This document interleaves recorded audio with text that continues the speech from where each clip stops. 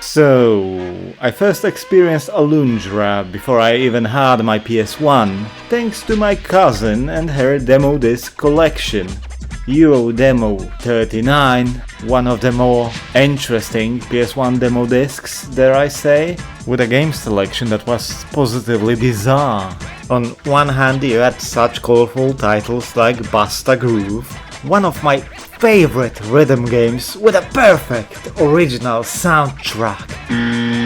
The wackiness that was Wrecking Crew, or the beloved classic Spyro the Dragon. On the other, the edgier, blood-pumping action titles like Colony Wars Vengeance or Future Cop LAPD. Both are great, by the way. The Colony Wars trilogy always seemed horribly overlooked to me, which is sad. And then, under all of that, were the bizarre demo of Tomb Raider 3, where you are locked inside a cell, or the one for Sentinel Returns, in my opinion still the most unsettling game in the PS1 library, and it's just a puzzle game. Also, a free Mahjong Solitaire. And finally, there was Alundra. Sadly, it had that dreaded video designation, which meant that there wasn't going to be any playing of it that day. And while normally, being an impatient 6-year-old kid, I would simply not even click it, that one particular time, I did.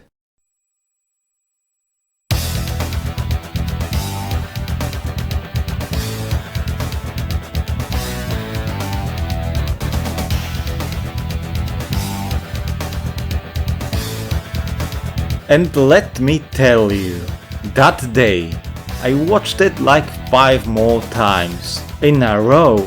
It was such a good trailer that it burned the image of the game in my young, pliable mind.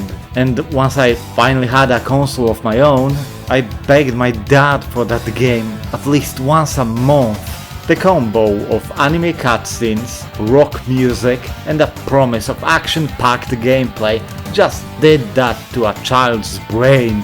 The entire 3 minutes of it, on repeat. But I'm not going to lie, I went with Alundra mostly for the anime aesthetics alone. Anime was a really rare commodity when you were a small kid in Poland without a proper cable TV, so I was just watching Dragon Ball, Super Pig, Saint Seiya or Yataman whenever I managed to catch them on air. They were just so much different than regular cartoons. Also, it was my first forbidden fruit, as my dad really hated anime for some unspecified reason.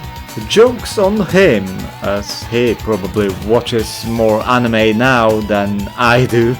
I had to regularly pester my dad and the local pirates then for nearly 2 years. But I finally was allowed to taste the full version of Alundra. And from the moment I took out the burnt CD out of its jewel case, I knew that it was worth the wait.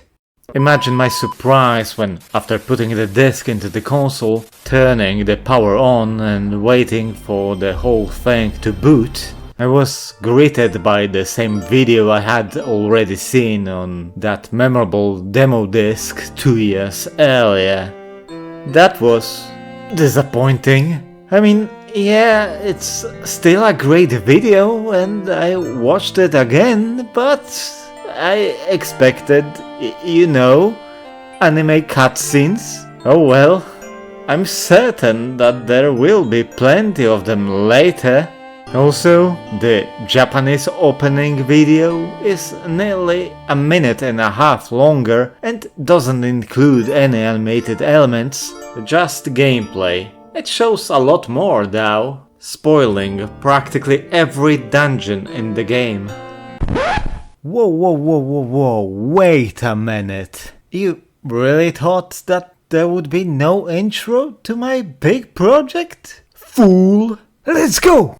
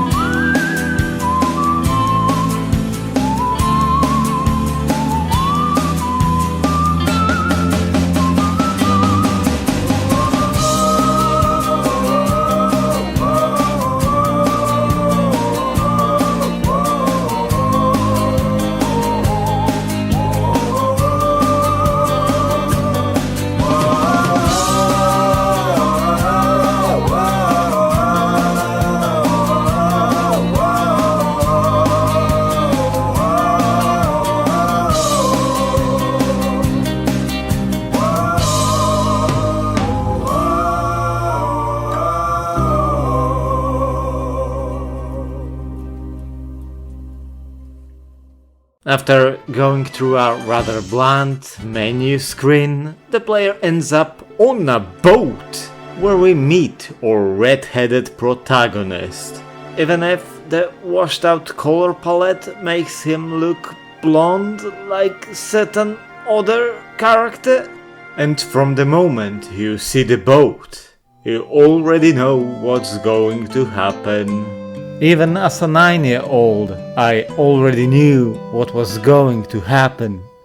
But for now, you can just get acquainted with the game, try out controls, or just pester this poor bastard. From the very start, the game reminded me more of JRPG games like Suikoden or Chrono Trigger, thanks to the overhead camera, art style and many NPCs that I was able to talk to.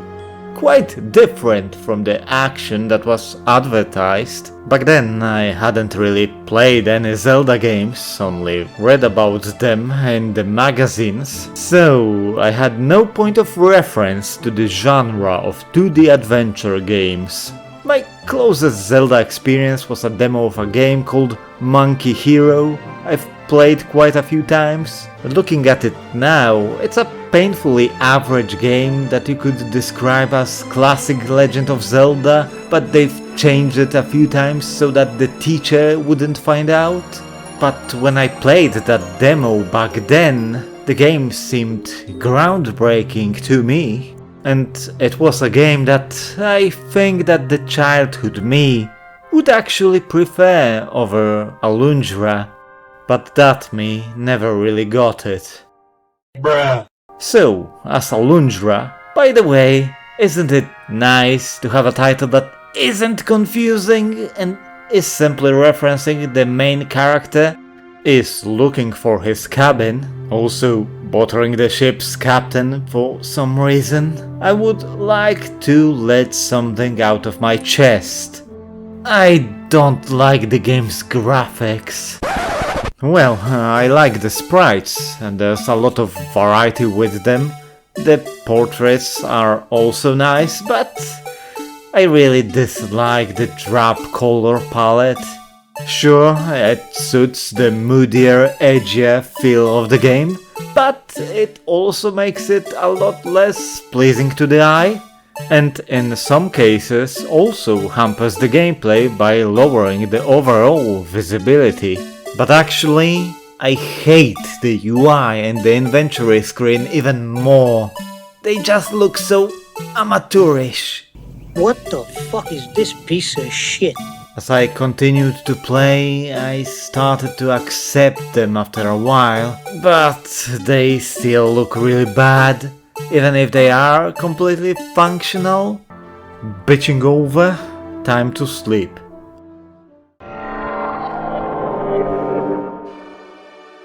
In his dream, Alundra is contacted by a wizard who reveals to him that he is special and has a destiny, presenting him, and thus the player, with a goal to fulfill. The call is then interrupted by Melzas, the big bad of the story, who comes to talk shit.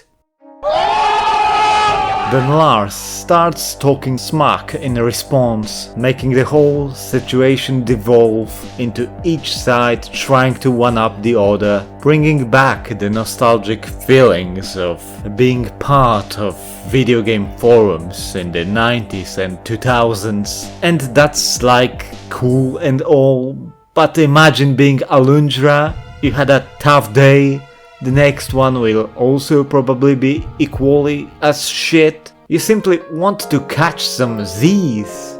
And then some two magical bozos keep you from sleeping with their yapping.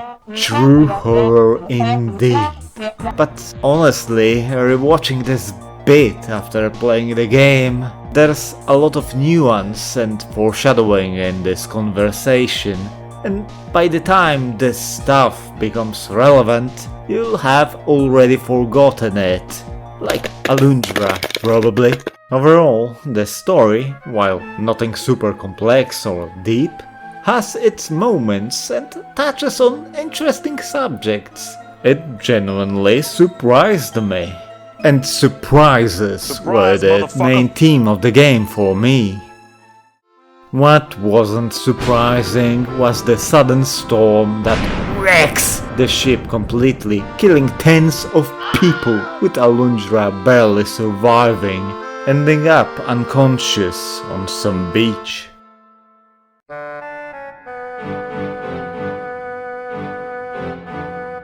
Our savior is the local blacksmith, Jess, who took Alundra to his house in a small village in the middle of nowhere called Inoa. Jess is just a simple good guy, and a pretty funny too. I'm sure there won't be any betrayal or anything coming. Nope. Seriously, Jess is the purest soul I've seen in a long while, who just wants all the good things for you.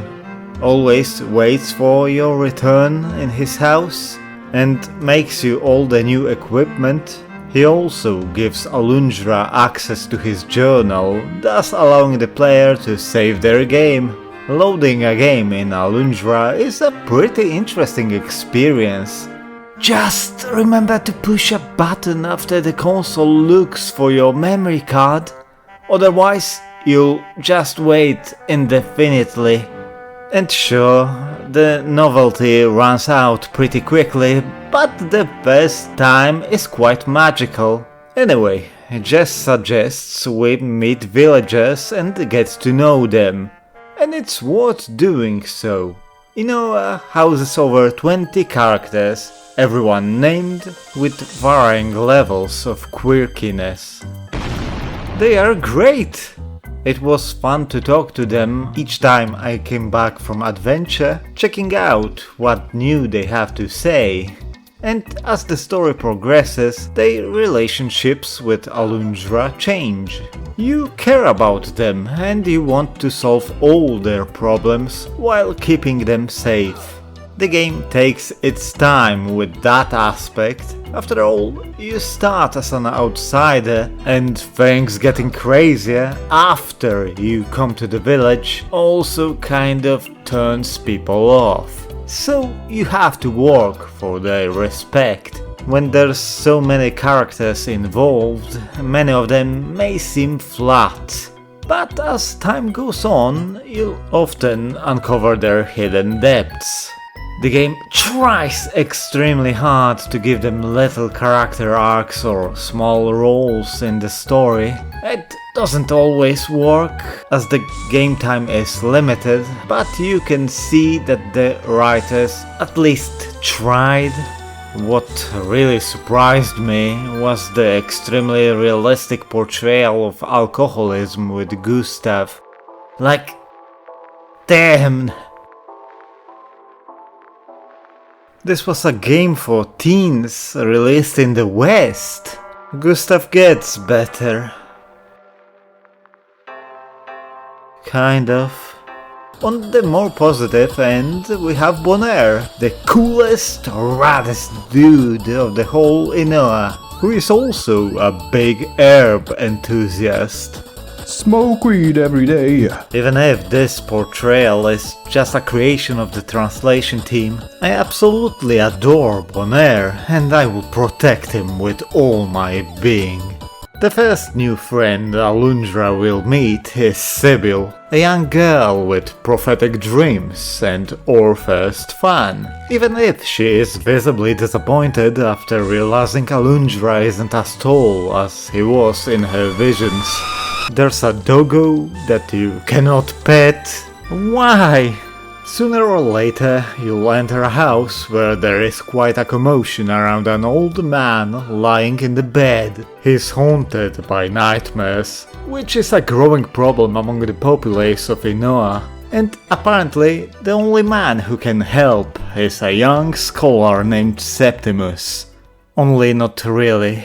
He trained and studied his whole life to help people, to be the main character, but he is essentially powerless. I don't know why, but when I met Septimus for the first time, I thought he was going to be an annoying know-it-all or a phony, but he's anything but that. He quickly realizes that Alundra is the protagonist of this story with a gift of entering dreams of other people. Septimus becomes your biggest ally and friend in this game, and he never loses his faith in you. But before we're able to enter Wendell's nightmare, we need to get some information for Septimus about how actually do that. So, with very limited directions, we are sent into the wide world of Torna.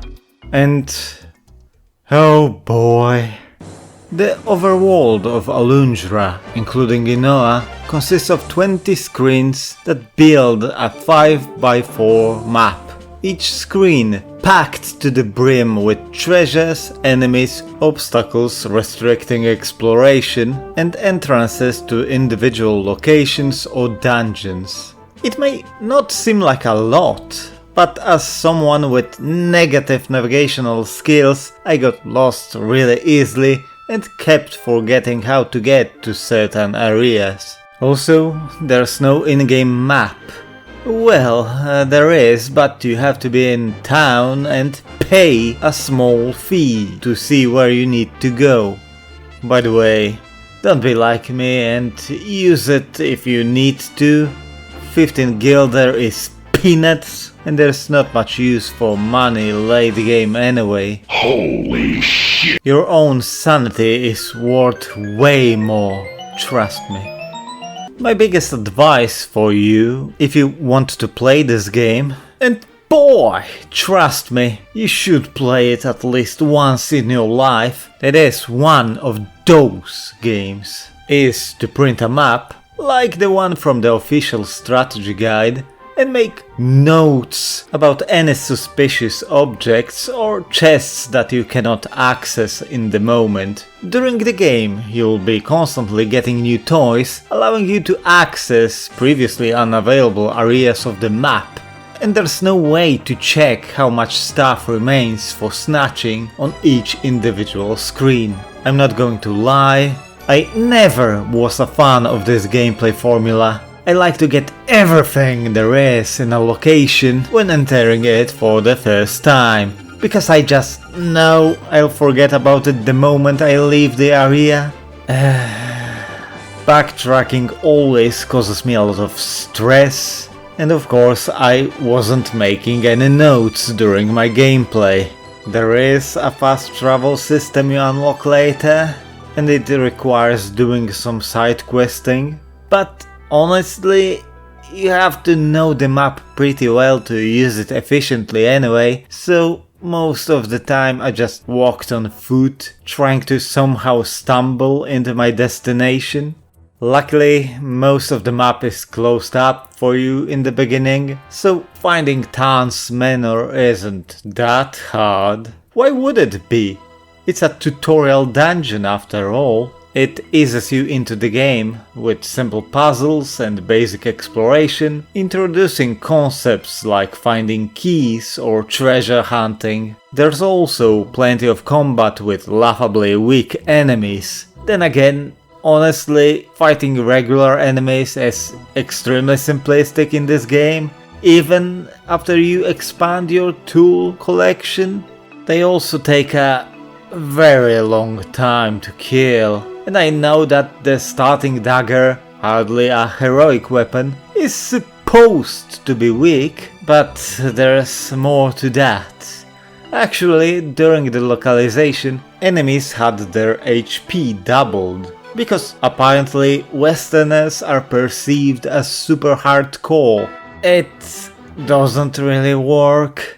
It just makes everything more tedious and discourages you from fighting when you're not forced to do so. Later you can mitigate that problem by dying and retrying the game a bunch of times, thus earning a super powerful sword, but that feels more like a cheat code than a legitimate solution. Enemies being more aggressive or dealing slightly more damage would be a much better choice, especially with how common health pickups are in this game. Anyway, after about 10 minutes we reach the final room of the dungeon, get what we came for, grab some additional swag, and ignore the crying clown. After handing the tome to Septimus, he shows Alundra how to use his dream walking talent, and thus we enter Old Man's nightmare with the intention of saving him.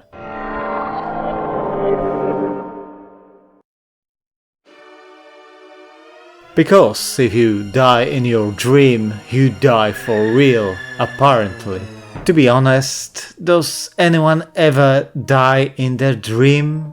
And I don't mean it in the sense of you go to sleep and never wake up, but the dream of you dying. I always manage to wake up before the tragedy happens, but once, at the age of 10, I had an extremely high fever and suffered a nightmare that spanned over 30 hours real time, but felt like a whole year. I was exploring some fantasy planets, trying to somehow stop an impending apocalypse with a timer imprinted on my forearm, counting down to the awakening of a dark god. In the end, I have failed, and then I heard his voice, the scariest thing I ever experienced. Then, now, and probably in future, and that's saying a lot as I've lived through the Polish higher education.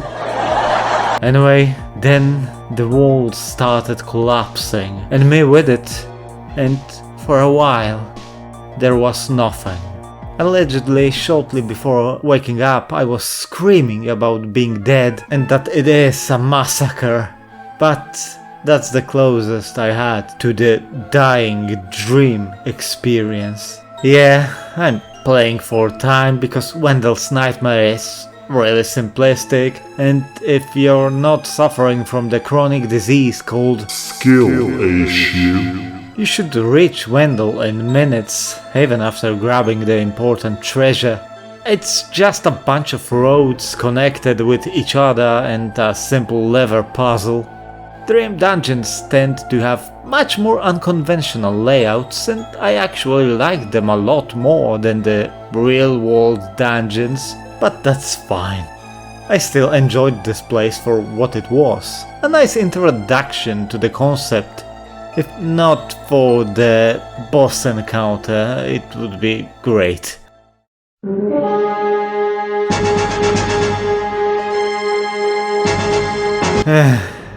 While the fight against Gelatinoids took only 2.5 minutes, it feels a lot longer than that because the combat is just getting close to the boss, stabbing it, waiting for the invincibility frames to wear off, and then repeating it. The boss will, in the classic asteroid style, split into smaller enemies after it is stabbed enough.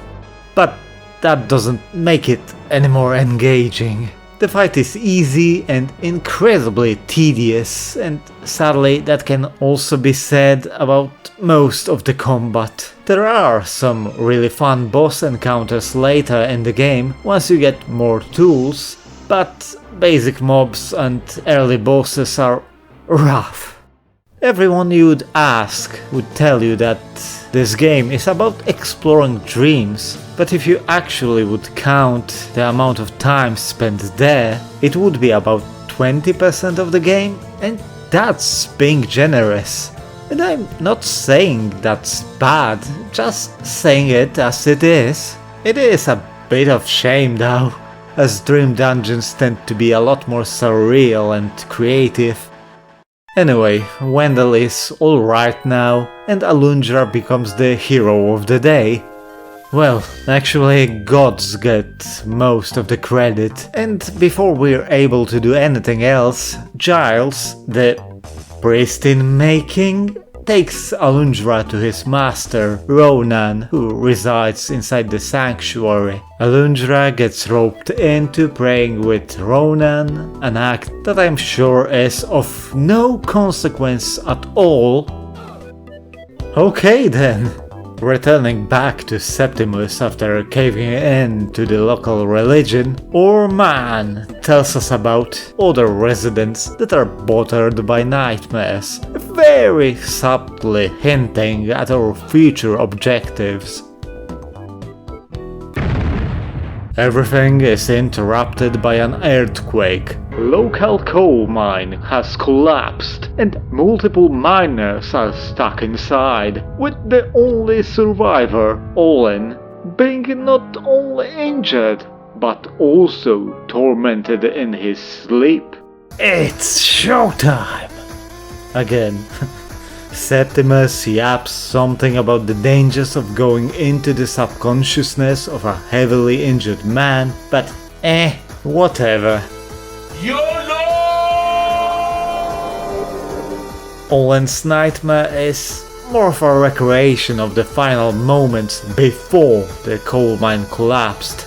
We get to meet the other miners who right now are still stuck in the mine, including Zane, who is strangely unpleasant to say the least. I mean, was adding that elf really needed?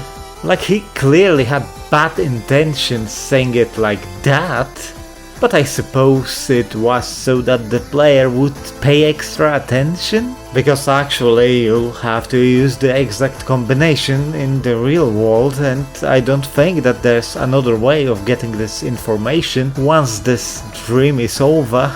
With the engine running, it's time to report back to Olin.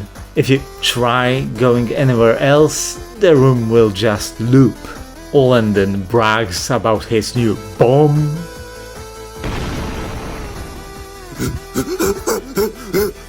And a group of monkey men called Merg ambushes the miners, as pathetic as it is, they are the boss encounter of this dream, and they are easy.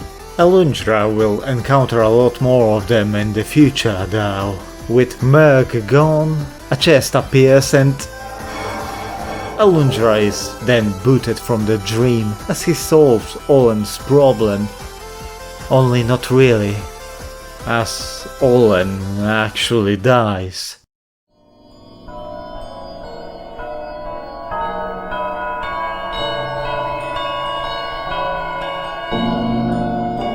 You know, I always thought that I had an exceptional memory when it came to video games themselves, or my personal history while playing them.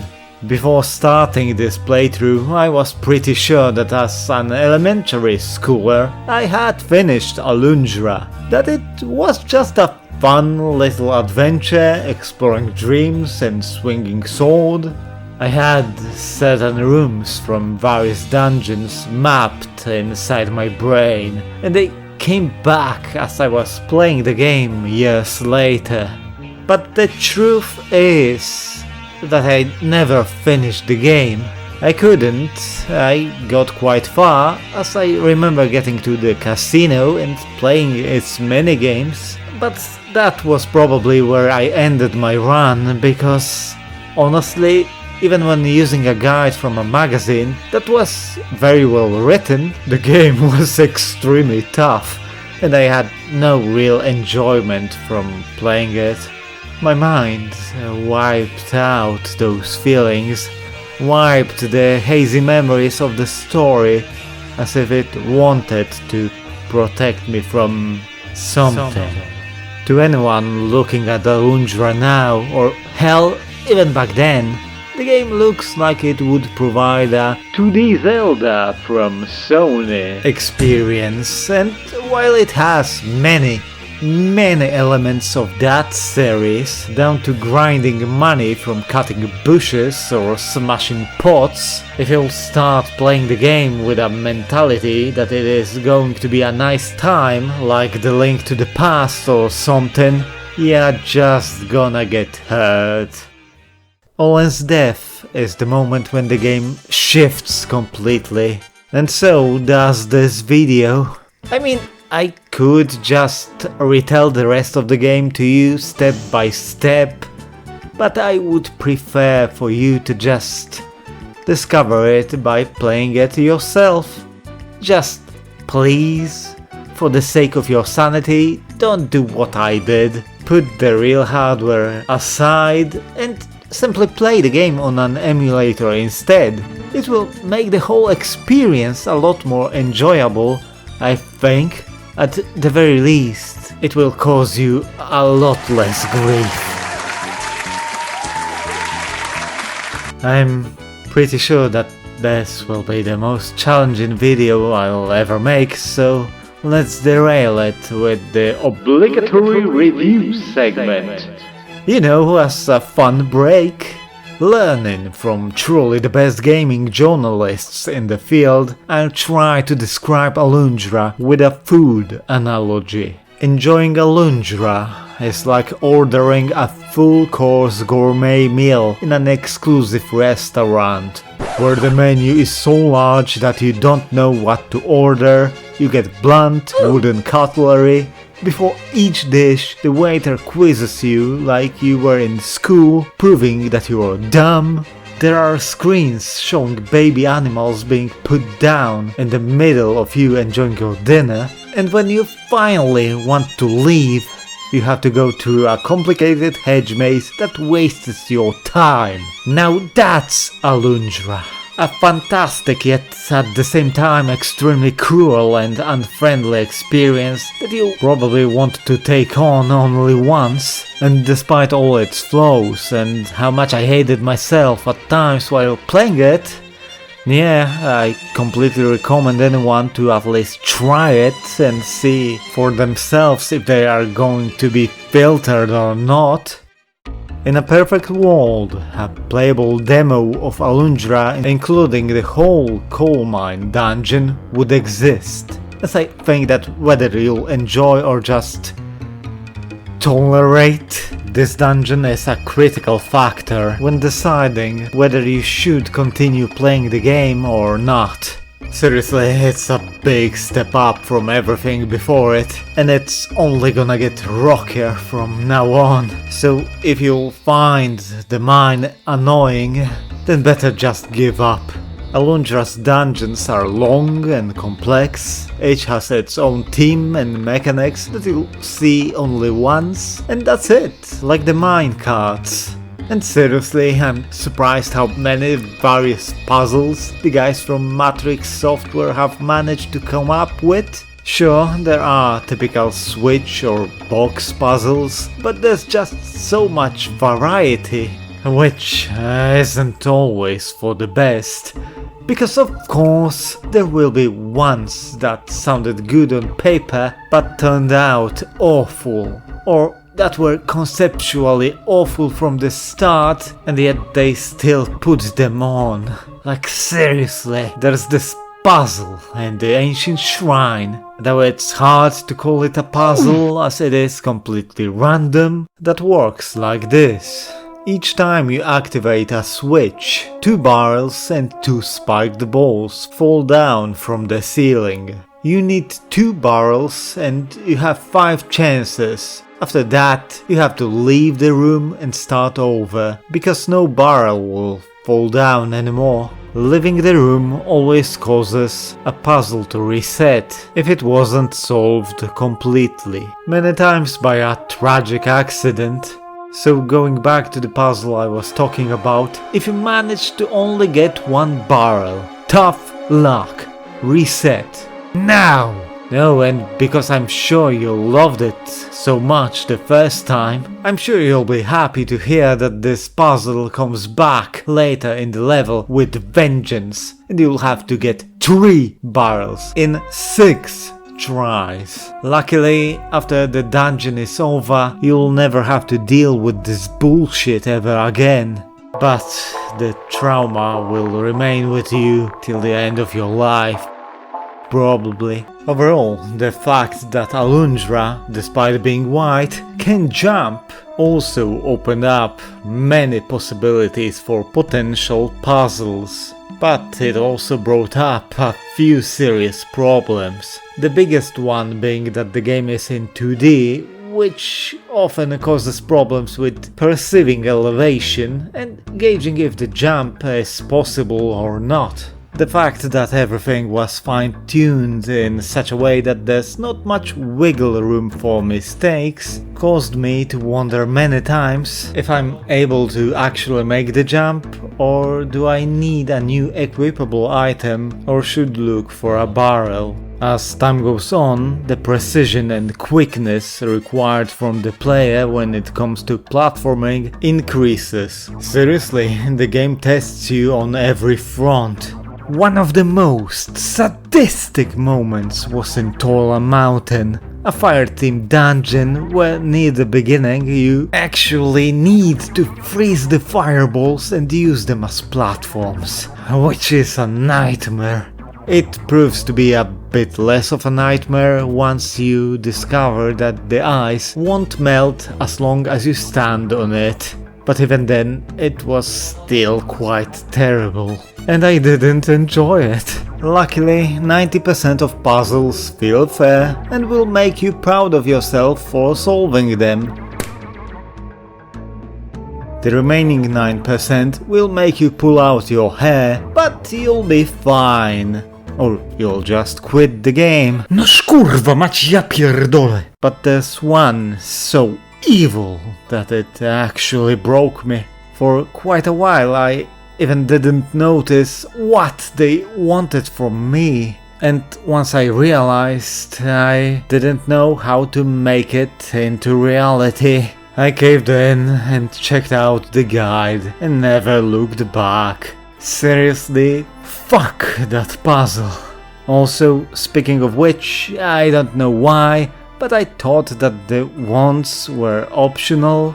But as I've shown, the freezing jumping puzzle was needed to progress later in the game, so they actually were not. So yeah, I admit it, I'm too stupid for this game and had to use a guide. If only that once. I used the guide twice, okay?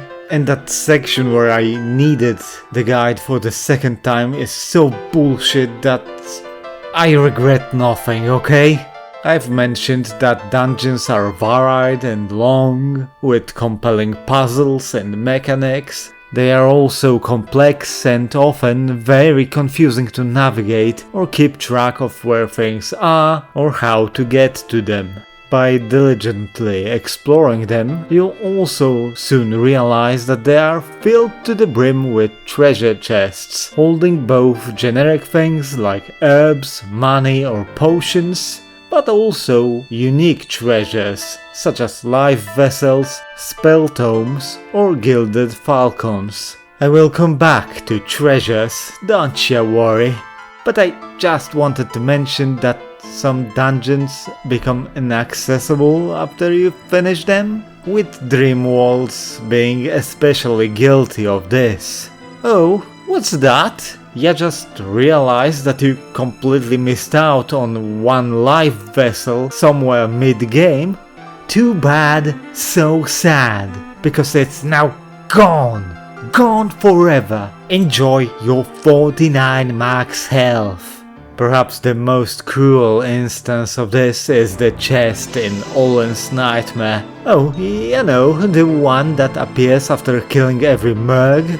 The one that's available for a very short time? Well, maybe if I didn't load my saved game to get it in time, I wouldn't torture myself with getting every gilded Falcon in the game and be much more stable individual. Some treasures outside dungeons also will be gone forever, but luckily there aren't many of those. Still, unique overworld treasures were my bane. But that other thing that broke me, forcing me to use a guide. The final dungeon.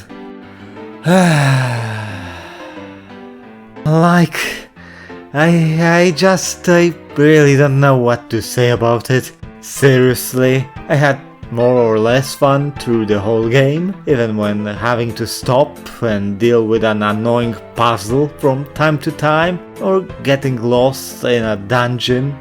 But that damned place! It just sucked every bit of enjoyment and happiness out of me, making me wish for the game to just be over. And that's pretty bad, you know, as we are playing games for leisure. And it's not that the enemies or puzzles were tough, because to be honest, after all that shit I had to go through to reach the final dungeon, they were kind of relaxing. No, it's just that navigating and finding a way forward in this god-forsaken place was an unspeakable horror. And even with a guide, it took me 2.5 hours to slog through it. I can imagine struggling with it for 6-7 hours. Well, no, I would quit before reaching that threshold, but you get the point. Seriously, it soured the whole game for me. Then again, you could just call it a skill issue and my problem. Outside of that, the dungeons are great, memorable, and perfectly blend platforming and puzzles. They are quite lengthy, and while they often have at least one save point, I would really suggest you to finish the one you've started during the same play session, because any breaks will just make you confused about what you already did and what you have to do, causing you to flounder even more, wasting precious time and getting frustrated. Every dungeon is distinct and memorable. There were some that I despised, but most of them are really cool, like the Nava Keep, where you have to find your way through 12 rooms, solving small puzzles or challenges, while constantly getting lost and retreating your steps. Still, Dream Dungeons were my favorites, obviously, and I pretty much loved all of them, whether it was the straightforward Mind of Bonaire, playing hide and seek with Maya's childhood self and uncovering her deeply hidden memories, or the two-in-one mirrored world of twin sibling consciousness. They all were fantastic. It always made me a bit sad to go back to the real world once they were over. Also, what's really great about them is the fact that they were designed in such a way that you are able to get everything from them without the need of backtracking. Then again, most of dungeons are like that. It seems to be the problem only when it comes to the overworld treasures. Okay, it's time to talk about treasures and collectibles. There are a lot of them, and that's cool. And while personally having to remember things I couldn't get without having a certain item or weapon stressed me a lot, in the end I think that's fine too, and it is an inseparable part of games of this type, really enhancing the feel of progression, but there are plenty of things that aren't so cool. Like the fact that other than healing herbs, you can't have more than a single unit of each consumable item. And I kind of understand why they did it. I just don't really agree with it.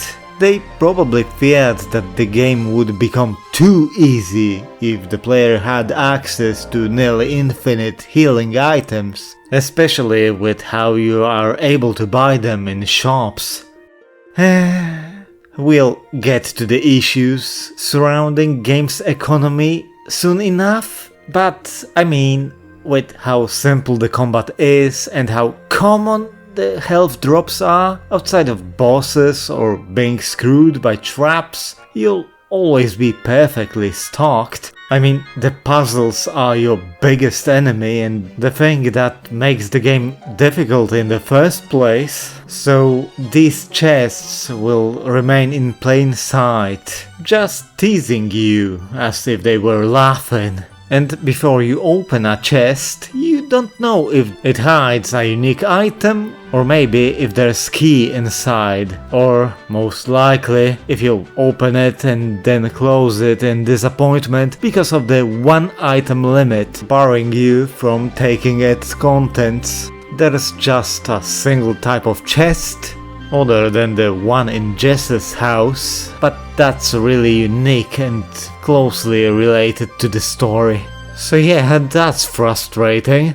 It makes you angry when you struggle for a few minutes to get a chest and then realize that it's just a strength potion that will remain there because you already have one that was with you since at least 3 dungeons, and you can't even use it because you're already at full health. It's especially heartbreaking when it comes to the Wonder Essences, the rarest items you'll find. They bring you back automatically with both health and magic maxed out once you suffer a mortal wound. Getting them should feel great, but instead you just feel empty, having to leave them behind more often than not and never looking back. Feels bad, man. Herbs are the only ones with a higher limit, probably to make them feel more special, and because they restore such a minuscule amount of health. But I still managed to max them out multiple times. Opening chests just feels bad in this game. Well, except when it's one of those with unique items. These are pretty great.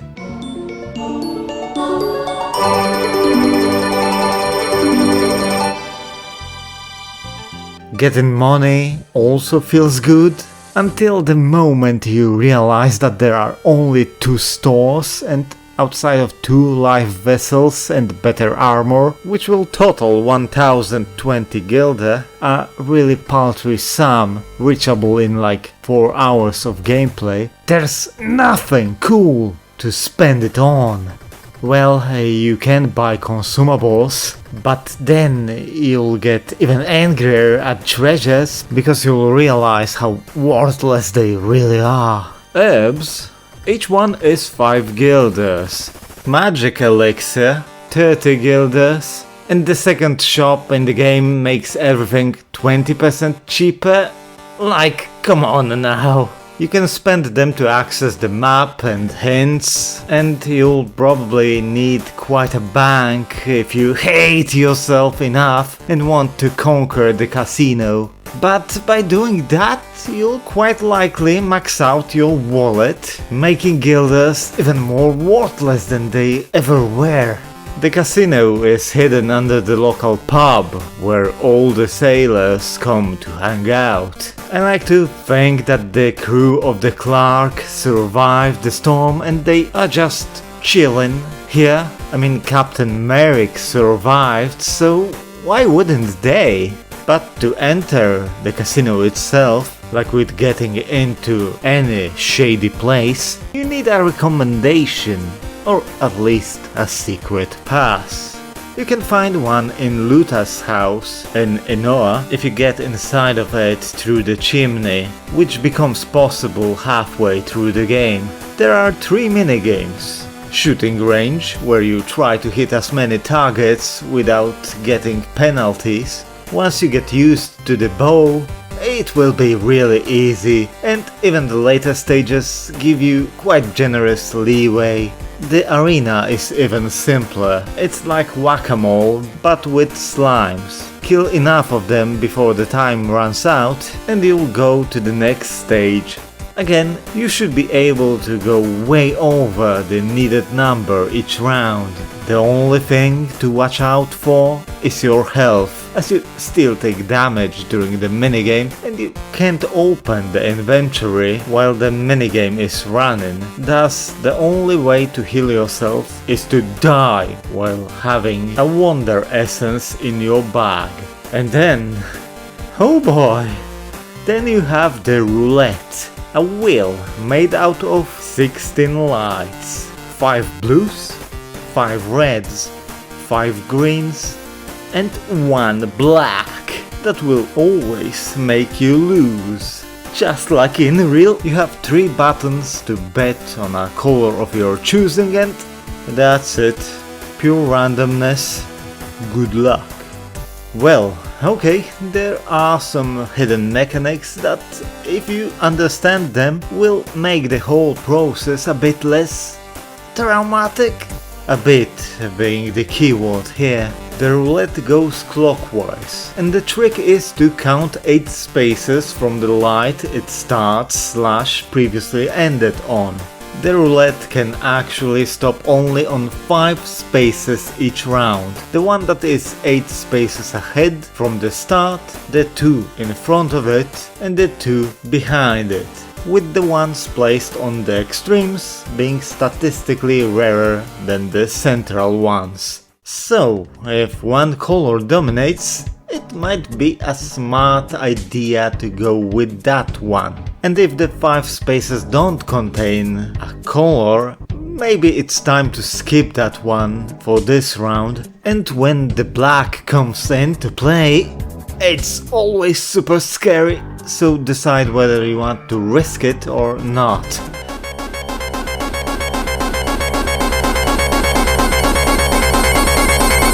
But remember that money winnings aren't that important. Really, who would be pathetic enough to reset the game multiple times to get back a paltry sum of useless money? Okay, I'm pathetic, I got it. Could you just now stop? And now, that's all there is to it. Have fun. To win any of these games, you need to complete 5 rounds without quitting or losing. Winning once will get you a life vessel, so 3 hit points are locked behind the casino minigames. Winning a second time will get you nothing but the prize money, and most players would think that there's nothing more to it. Wrong! Finishing a minigame 4 times will net you a gilded falcon.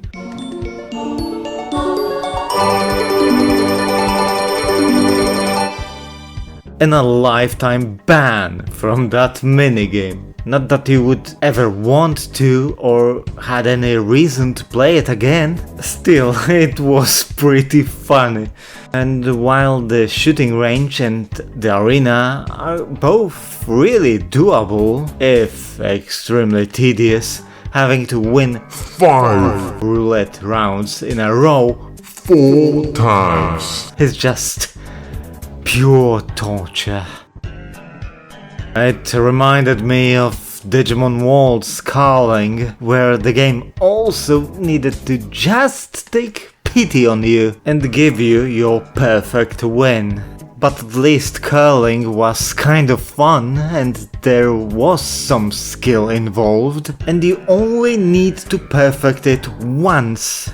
My biggest tip on getting that gilded falcon is: don't do it. It's not worth it at all.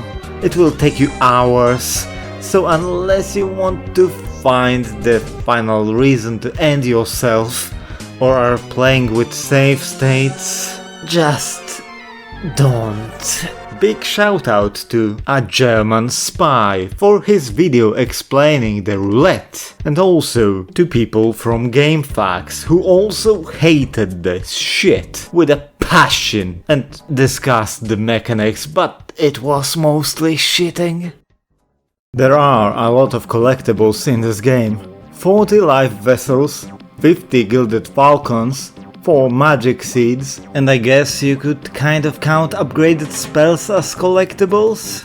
Life vessels are self-explanatory. The more you collect, the more hits you'll be able to take. I was quite surprised that by the end of the game you can have 5 times the initial health. Finding them always feels rewarding, even if it's just one small hit point. Though later, a single life vessel may be a thing deciding about your life or death. Gilded falcons are more nebulous. Chests with them are often out of the way, challenging to get, or well hidden. And you're constantly wondering why are you even collecting them. They can be exchanged in Merrick's shop for 4 life vessels and additional fun equipment. Olga's ring, which increases damage, is very useful if you're actually not waiting till the end game with exchanging the falcons. Other than that, the silver armlet that reduces damage, pretty useful. Recovery ring that restores 1 life point per 3 seconds, Alundra stays still. Situational, but... no, it's mostly trash. And for the whole collection you get the almighty Spirit Wand. A weapon that does nothing when one tries to use it like a normal weapon, but gives out the infinite magic use. And that's huge, as magic in this game is extremely powerful. Magic spells are more like screen clears from shmups than special attacks from other games, and they feel really good to use. In a world of damage sponge bosses, they are your best friends. No wonder that you are very limited in your casting capabilities. There are 4 magic seeds, with a lot of time between finding each. Every seed allows you to cast 1 spell, so normally, at most, you'll be able to cast 4 magic spells, which still is quite a lot. Actually, you can cast 8 if you have magic elixir with you, and that will melt most of the opposition. Magic restores, in contrast with the health ones, are very rarely found in the field, but you can restock on magic by visiting the dungeon's safe spots, which you should always do before a boss fight. Enough said, Spirit Wand is an awesome reward that will allow you to nuke everything you want. Then again, you get it so late in the game, and there's no New Game Plus, so most likely you'll use it on the last two bosses. They are super annoying to fight normally, so that's a plus. Especially the dragon that can just fly away and ignore you, prolonging a battle that would be already frustrating enough without it. So I melted them with no remorse. I really had enough of that dungeon. And hey, the final boss is canonically burned with a wand, probably burning so well because of all that hair gel he used to maintain his hairdo. So, was finding all the gilded falcons worth it? No, but also yes. Magic is simply amazing, especially if you get all the upgraded spellbooks, which you can miss, so be careful. Quite a few collectibles are missable actually. 14 gilded falcons, 12 life vessels, and at least 2 spellbooks. Luckily, magic seeds are safe. All that talk. And I didn't even mention the equipment yet. And the selection of weapons and tools is really good actually. Even if the circumstances in which Alundra obtains most of them involve a great deal of emotional pain. Okay, Power Glove isn't that bad. It is horribly underused and overall really disappointing. It feels more like a key than a tool. At least you don't actually need to equip it to lift the big rocks. Something that I've discovered way too late. Because I am made of stupid. If only they allowed you to just throw enemies instead, that would be a blast. But it is what it is. The Spring Bean also lacks any uses outside of minuscule amount of puzzles and getting some treasures, but at least it is more engaging. I mean, you still have to make a jump, you use it in more places, and you know, getting it didn't cost the life of someone really precious. But that's for the Omega tier spoiler segment. The starter Dink Dagger is quickly replaced with a proper sword, thus doubling your attack power. It still feels like you're smacking baddies with a wet noodle, but a bit less so. But it also allows you to do a charged attack, thus increasing damage even more. The next sword upgrade is completely optional, requiring the player to find and complete a hidden dungeon 2/3 into the game. And while it is optional, it might as well not be. I mean, it has double the power of the longsword, so it simply makes fighting more tolerable, and at that point in the game enemies start having a lot of HP. Not to mention that there's a life vessel in that secret dungeon, making the whole deal even more enticing. The final upgrade is mandatory, as it is gifted shortly before the final dungeon, being crafted from your friend's dreams and belief in you. Quite touching, really. There's also the bonus sword, but you would have to be legendarily bad to die so many times to unlock it without prior knowledge of its existence. It does make short work of anything though. So yeah, the sword progression is quite linear, power doubling with each new blade, and with no real way to get back to ones you've acquired previously, which you should have in mind, seeing how the Legend Sword is basically a cheat code. Also, the Legend Sword doesn't have a charged attack, but I mean, that would be an overkill thing that it does as much damage with a regular swing as Holy Sword's charged attack does. Outside of swords, you also have flails, which have a bit longer range and can break rocks. The standard flail is stronger than a dagger, so you'll use it as your weapon of choice for that short period of time before getting the proper sword, and with its longer range I actually preferred to use it even after getting the real blade. The direct upgrade, Steel Flail, is weaker than the optional sword you can get before it, really limiting its usefulness. But its charged attack can actually hit multiple times, making it at least a bit interesting. Bows are extremely weak. Hunter's bow is actually weaker than the dagger, and Willow bow hits as hard as the dagger, but can hit from range. You'll mostly use them for hitting switches and stuff, but curiously enough, they become quite valid against later bosses, as they are programmed in such a way that they receive 1 HP of damage from practically every weapon. So there's that. With Willow bow you can also charge your shot, and it will pierce through the enemy, which is kind of fun. Elemental wands are awesome at the time you can first get them, and remain fairly useful till you reach the final dungeon.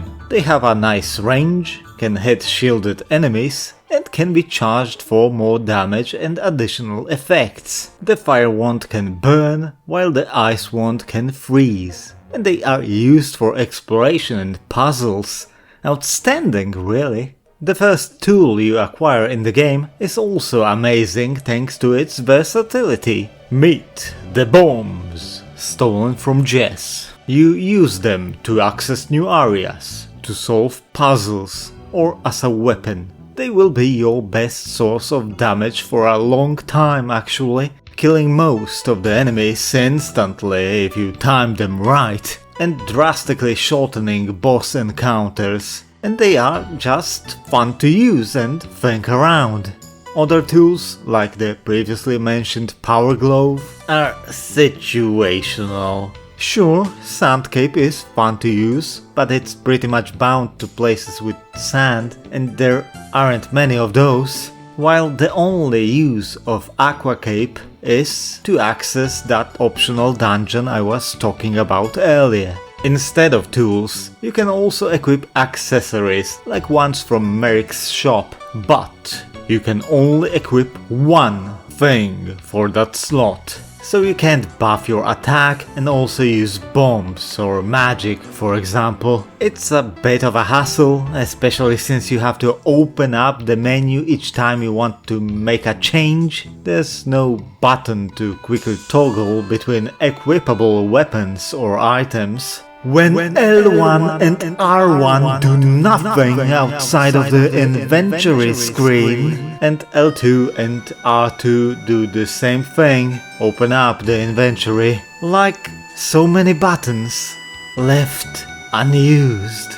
I mean, it makes the game very comfortable to play on PSP, and re-equipping items isn't all that time consuming. But it stacks and takes you out of the game, which is sad, as otherwise the gameplay is superbly polished.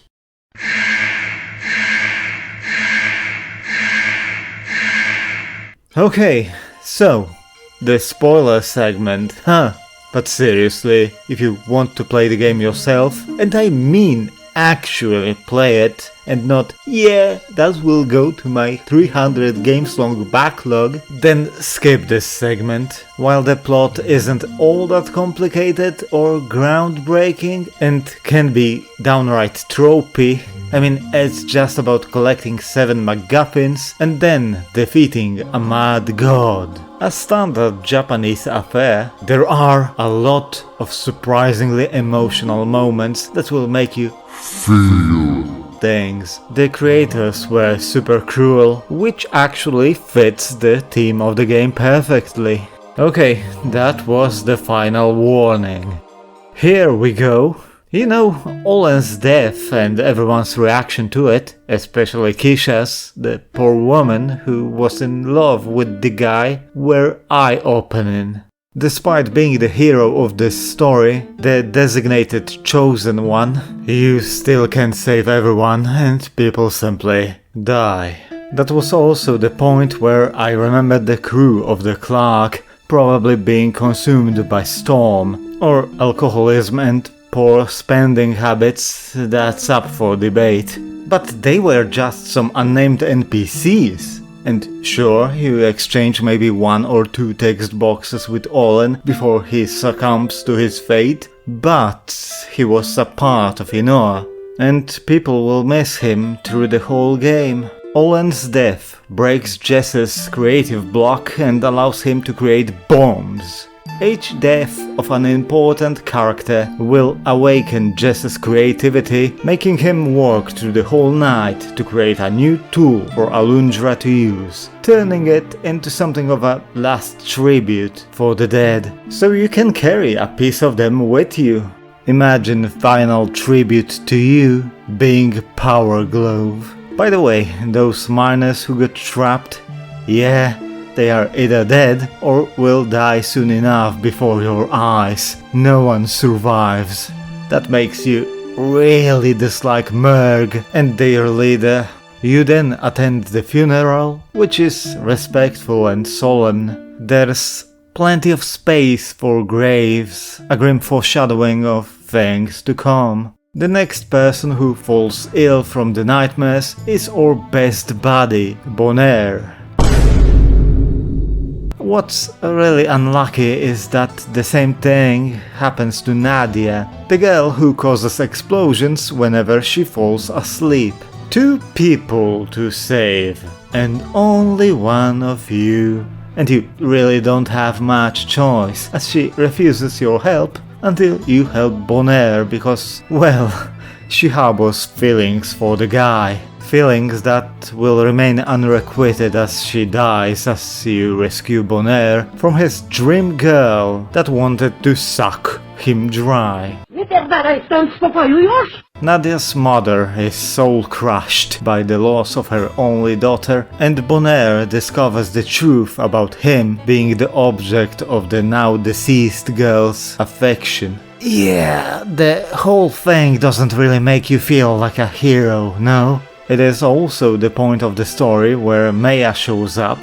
She is also an elf with the same ability to enter dreams, and she becomes a replacement daughter for Nadia's mother, Myra. At first aloof, cynical and cold, she slowly opens up to Alundra.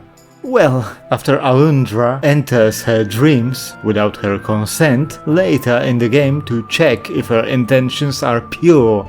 Trust. Her dream dungeon is a blast to play, and really creative at that too. Basically, playing with her past self when she was a kid, while slowly unraveling the moments her childhood brutally died. How her mother found out too much about the gods and was burned at the stake for it, and how Maya had to hide and was forced to live a nomadic life because the people wanted her blood too.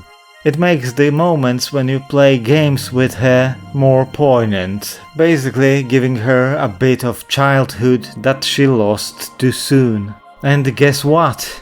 Maya is a great character, badass, capable, and one who actually actively helps you in some dungeons. There's also a small bit where you play as her, and it makes me super sad that it wasn't used more.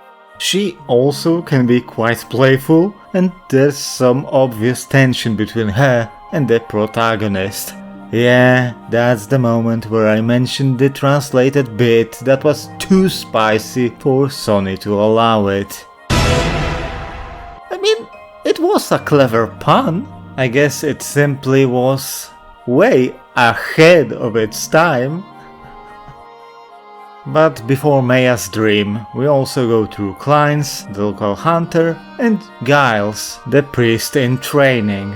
Both actually turn into monsters and actively try to kill Alundra, and they all die, even after all that effort that went into dealing with their dream worlds.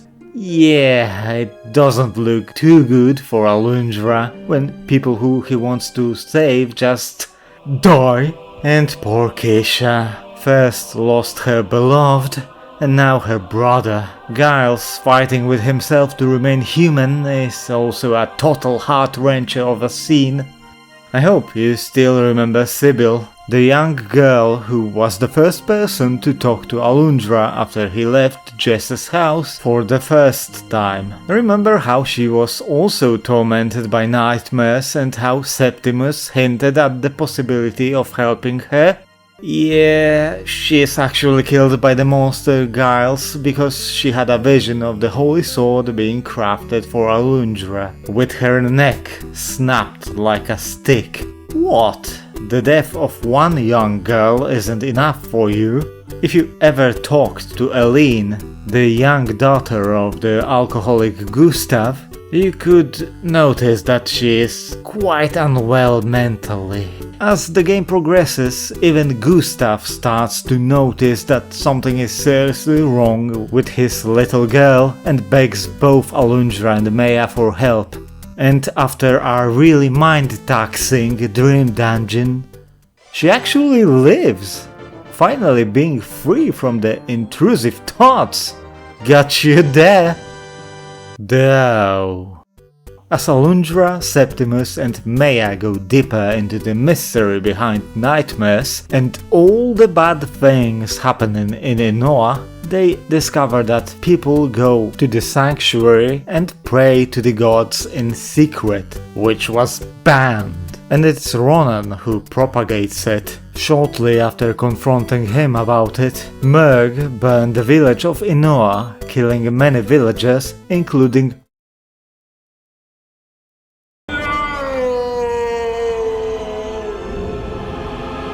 Bonaire and Eileen. But that's fine, we eradicated the Merg in response. Are you not entertained? Are you not entertained? Honestly, once Inoa got torched, something instantly came to my mind. For a minute I thought that I actually managed to predict the plot twist that awaited me at the end of the game.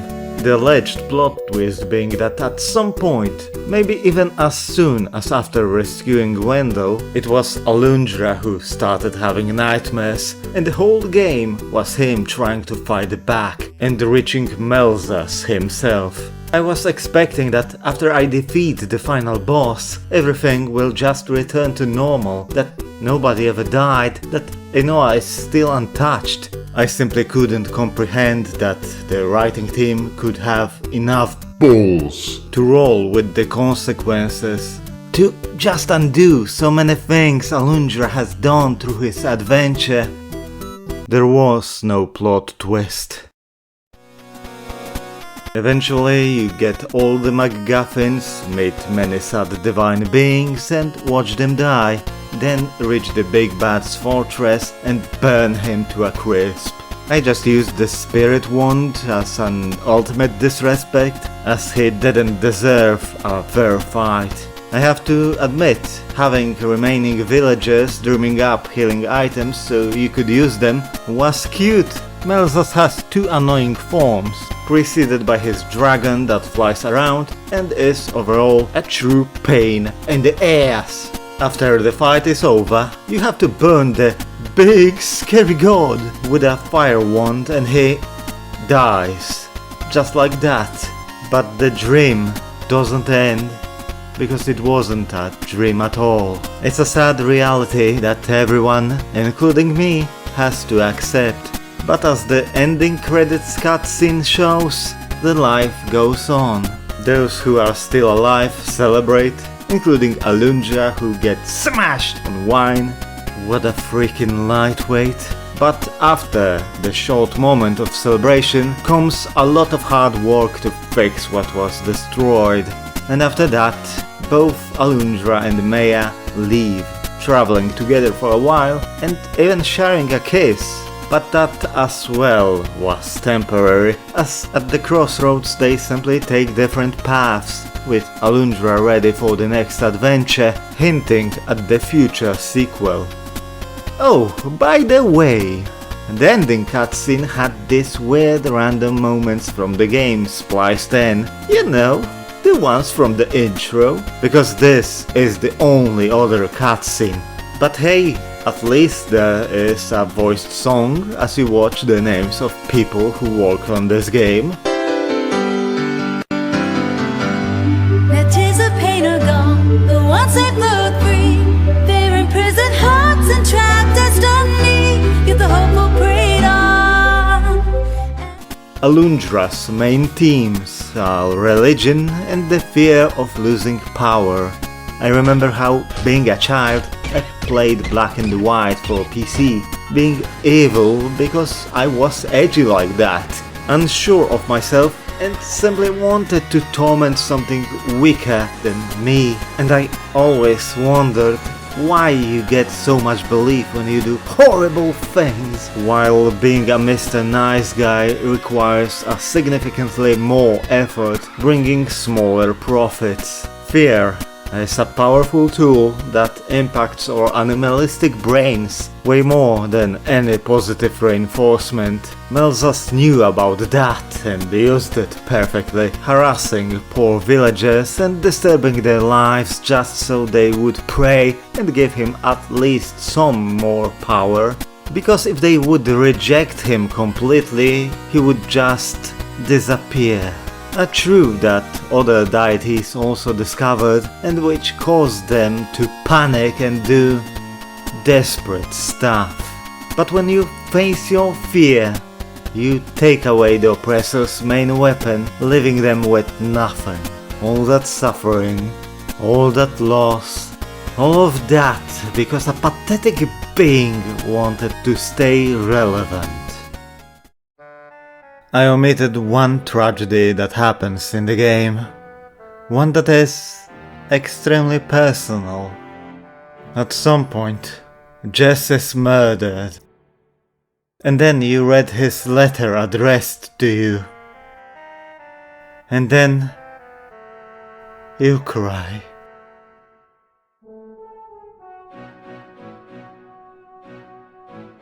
Jess was an extremely kind man who hid his loneliness and pain behind a mask of goofiness. After losing his wife and kid, he has seen Alundra as his second chance, and he gladly paid the ultimate price to help him and the whole Inoa. You also get his old armor that you can repair and... he simply was the heart of the game.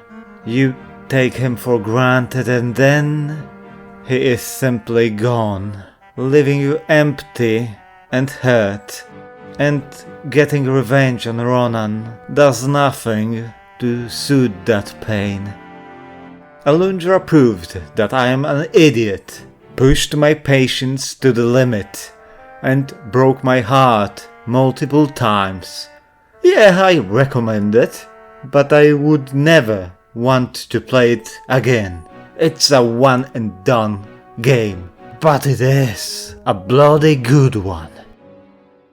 Released in 1999, Monkey Hero was the third and last game of its developer Blam.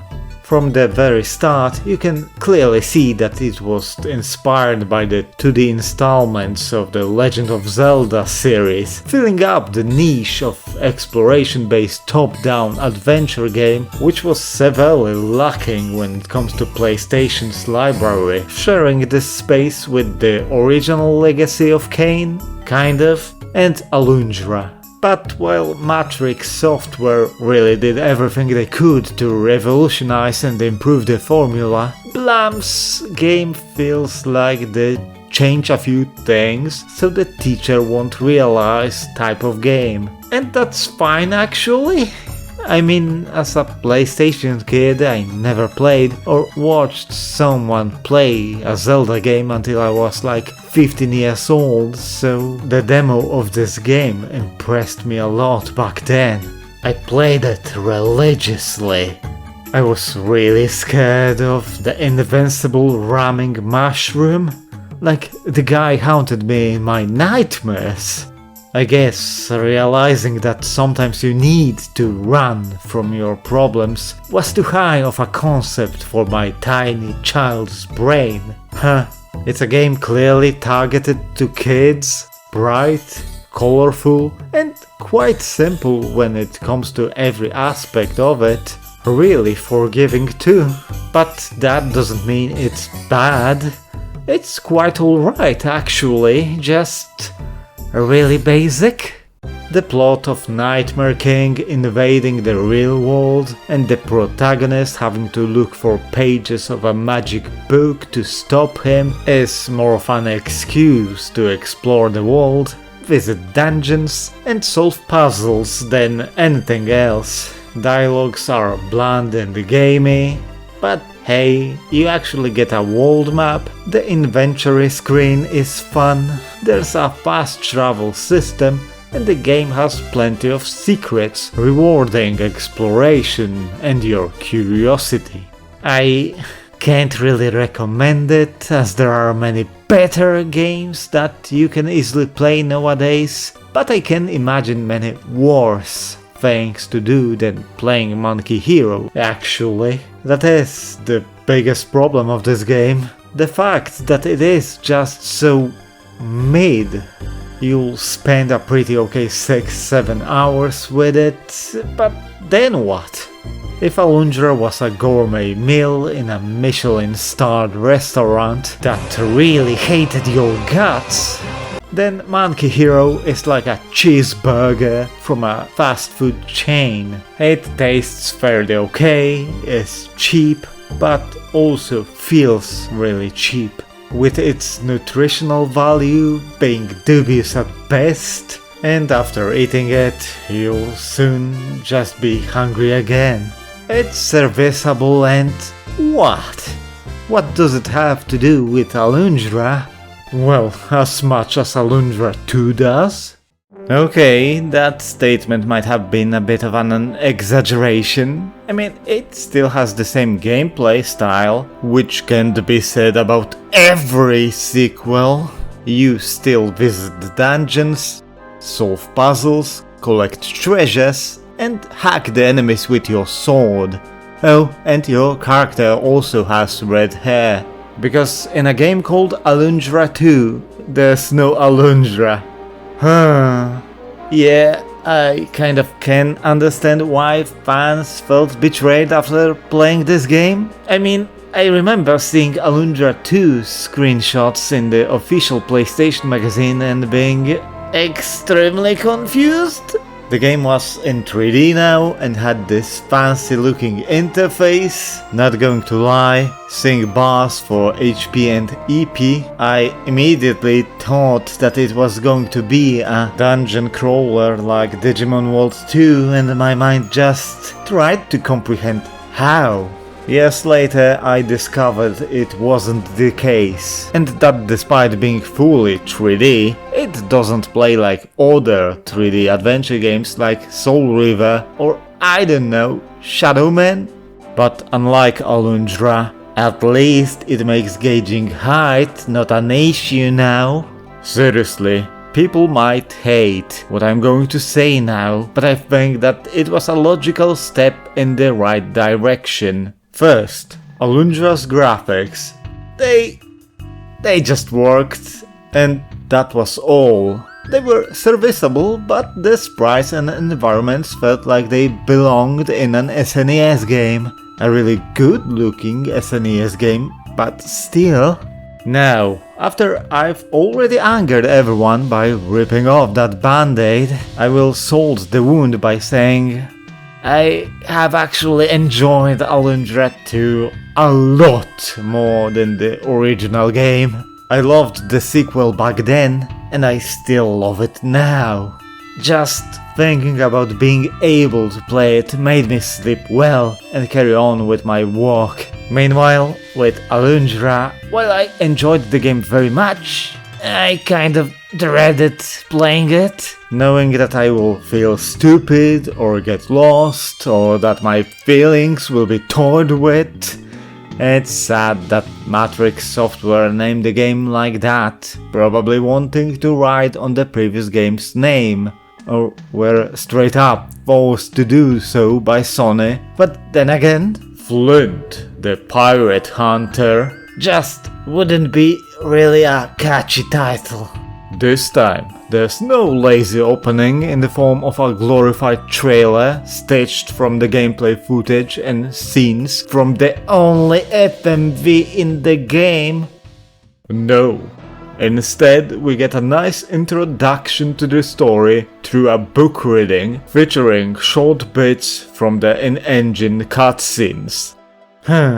Maybe both Alundra games actually have more things in common than I originally thought. Still, the whole video is nicely edited, well narrated, and prepares you for the amazing adventure ahead, and actually spoils a lot of future events instead of serving just as lead-in into the game's story and the background. There are a lot of in-engine cutscenes, and the whole game is more cinematic overall, which is nice. This time, you fill the shoes of Flint, a kid swordsman who hates pirates and hunts them for personal reasons. There's also this guy called Baron Diaz, who through his schemes imprisons the king and replaces him with a wooden puppet, and if nobody noticed that they are now ruled by a piece of wood, well, maybe it's okay that there's no king now. Baron employs pirates to do his bidding, so that also makes Flint the de facto public enemy number 1. Not that he cares though. The game starts with Editor Hodina here. Before we actually start with the game proper, I just wanted to mourn the loss that the international crowd suffered when Alundra 2 was localized. The original Japanese intro was actually way different than what we got. Just marvel at several seconds of this. 髪型もファッションもそれなりに決めて女の子してる私変わりたい変われたらこの胸の奥で何かが騒いでるラブ誰とも違う声 Okay, now that we all are depressed, let's continue. The game starts with Flint infiltrating an airship flying under the pirate's banner, which presents him to the player as kind of a badass, even if he looks like this. Around the internet there was, and still is, a lot of whining about the graphics of this game, and while personally I think that they are fine, really charming actually, even I have to admit that the character and environmental models consists of less triangles than I had in my math notebooks. And believe me, I really didn't like geometry. The airship is really straightforward and linear, serving as a tutorial for the game. What's kind of sad is the fact that the tutorial bits are these really intrusive pop-ups that are explaining really basic stuff. I understand that the game was probably targeted to the younger audience, which is really ironic seeing how tough the predecessor was. But come on, kids aren't stupid. Movement feels a lot more different this time. Your character actively makes turns, the movements are slower and more deliberate, there's even a momentum mechanic in place, and while it feels really weird at first, after just a few minutes it all becomes natural. Oh, and Flint can do a cool slide kick, which is used mostly for environmental puzzles where the puzzle part is the player having to remember that they have this move in their arsenal. But it sure looks snazzy! As soon as the player leaves the first corridor, they are then treated to a cutscene introducing a recurring trio of characters: Zeppo the pirate and his 2 kids, Albert and Ruby. They serve as comic reliefs and are pretty great in this role, especially Zeppo. He is definitely one of the highest points of this game, Big props to L. Boyne, who voiced him perfectly. Every moment with this big dummy just made my life a tad better. We're also introduced to the Clockwork Soldiers, henchmen of the Big Bad and the most common enemy type. The combat in Alundra 2 is a lot slower. It demands timing and precision. Regular enemies have invincibility frames, which complicates everything a lot, especially in the beginning of the game, when Flint's attacks are just single swings. So the strategy is hitting, baiting an attack, hitting again, and repeating till the enemy is dead. If you don't do that, you'll get hit. And being hit hurts, especially when playing on the normal difficulty. Playing on easy makes Flint receive less damage while dishing out more. But even though just a few hits will end you on normal, particularly in the early game, before you'll collect any life crests, I still think that rolling with normal difficulty is the way to play this game. It really makes every encounter exciting. Strong hitting enemies, traps that are more plentiful than in the previous entry, and the fact that health pickups are much less common force you to either play super carefully, constantly going back to the save point, or use healing items that are now suddenly extremely useful. And guess what?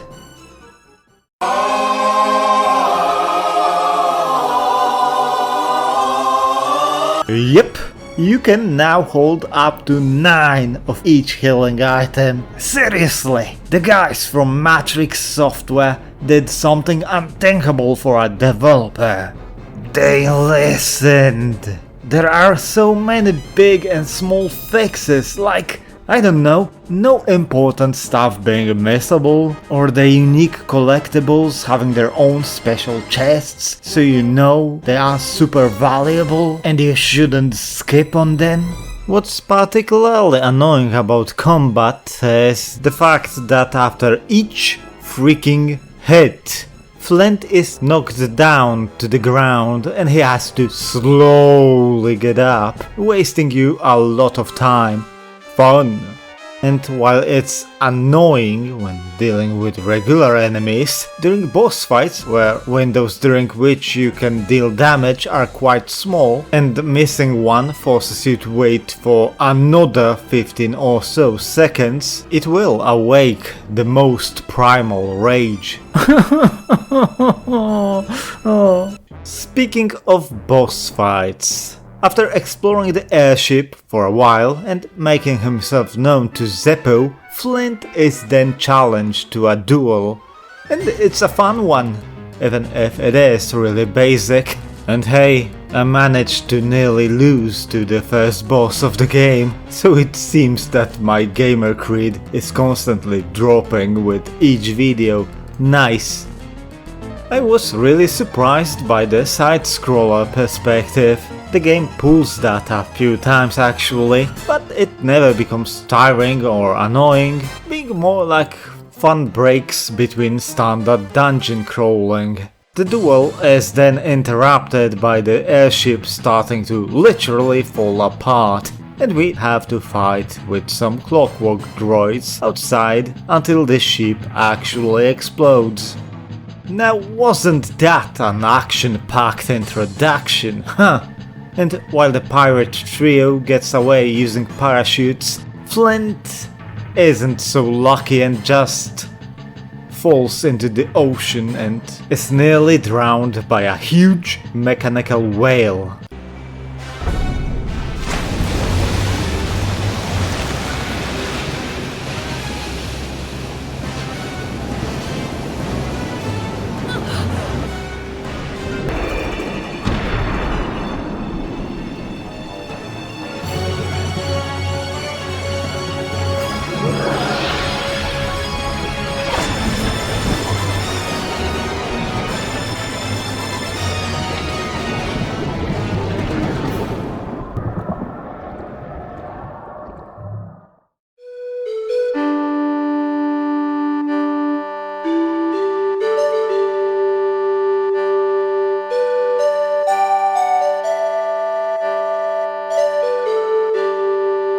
After being found by an old man, and with the help of other villagers, Flint is nursed back to health.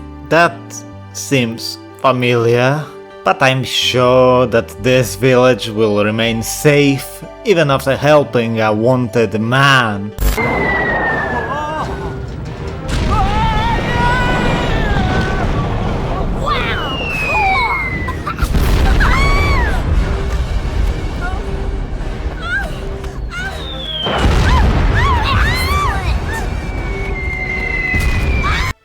Oh wow, how could that happen? It happens like an hour into the game, and isn't even worth pulling out a spoiler treatment, as it is fairly inconsequential in the long run. I mean, yeah, the villagers get pissed at Flint, but nobody dies. The way Paco Village existence comes to an end is also much wilder than Inoa's. I mean, it is leveled by a huge tank that is shaped like a bull, with the pirate markings on it. Flint later has to chase it, infiltrate it, and then shut it down for good. The change in tone is palpable from the very first hour, but for me, the moment that completely sold me on Alundra 2 feel was when I broke a piggy bank that belonged to the kid from the village, took all his coins and then talked to him, but instead of him being angry at me, he was like, "Yeah, don't worry about it, I'll just go outside and find more by cutting grass." both giving a hint to the player how to make some additional money, and at the same time poking fun at how absurd the concept of finding random shit in grass really is. While Alundra 1 had its moments of levity, though they were an inclusion from the translation team, and the original script was way more reserved than what we actually got, the second part just goes bonkers right from the start and never really stops, hitting you with lethal doses of absurd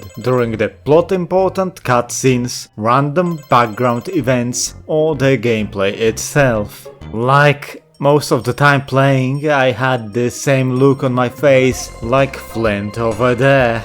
While there are many simply terrific bits, if I had to choose my favorites, I would go with seeing a pirate tortured by being licked by 2 cows, with the remaining ones dreading the prospect of said punishment. And then, after one of them experiences it firsthand and tells everybody about it, later in the game you encounter a huge line to the torture room, like actually spanning multiple screens, with every pirate wanting to receive the punishment out of their own will. I mean, they had to be masochists to work in these conditions. Also, there are just so many ways to be really mean to the pirates, like extorting one for money and then telling on him anyway.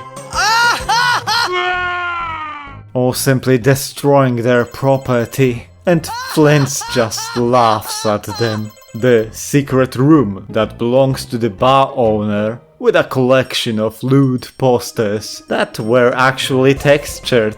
The minigame where you run away from the Minotaur boss. It's not that it was extremely funny by itself or anything, it was just so random that I had to let out a hysteric laughter.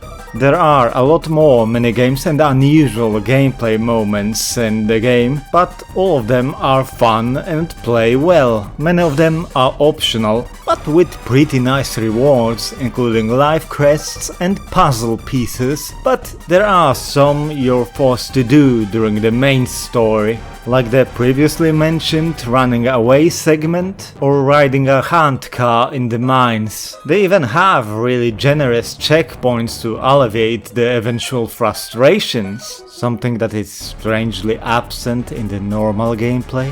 And there's nothing important missable when playing them, just bonus money or healing items.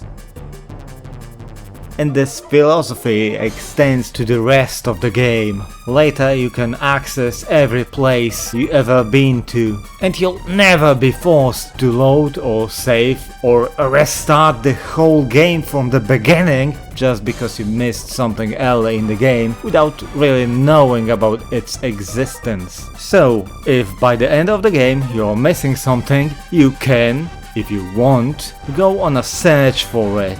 Personally, I was too lazy to get that last lousy life extension, which is quite ironic seeing how much suffering I went through to get some of the other optional stuff.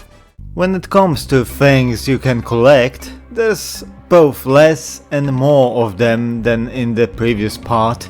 Less because of the existence of large life crests that are worth as much as 4 lesser ones, and are awarded for defeating certain bosses and doing a really nerve-wracking optional puzzle minigame thingy. And that was a welcome change, honestly. It guarantees that each player will have at least 700 HP by the end of the game, thanks to 5 obligatory large crests, which is a respectable number, guaranteeing that the endgame bosses won't snuff you out in like 2 hits.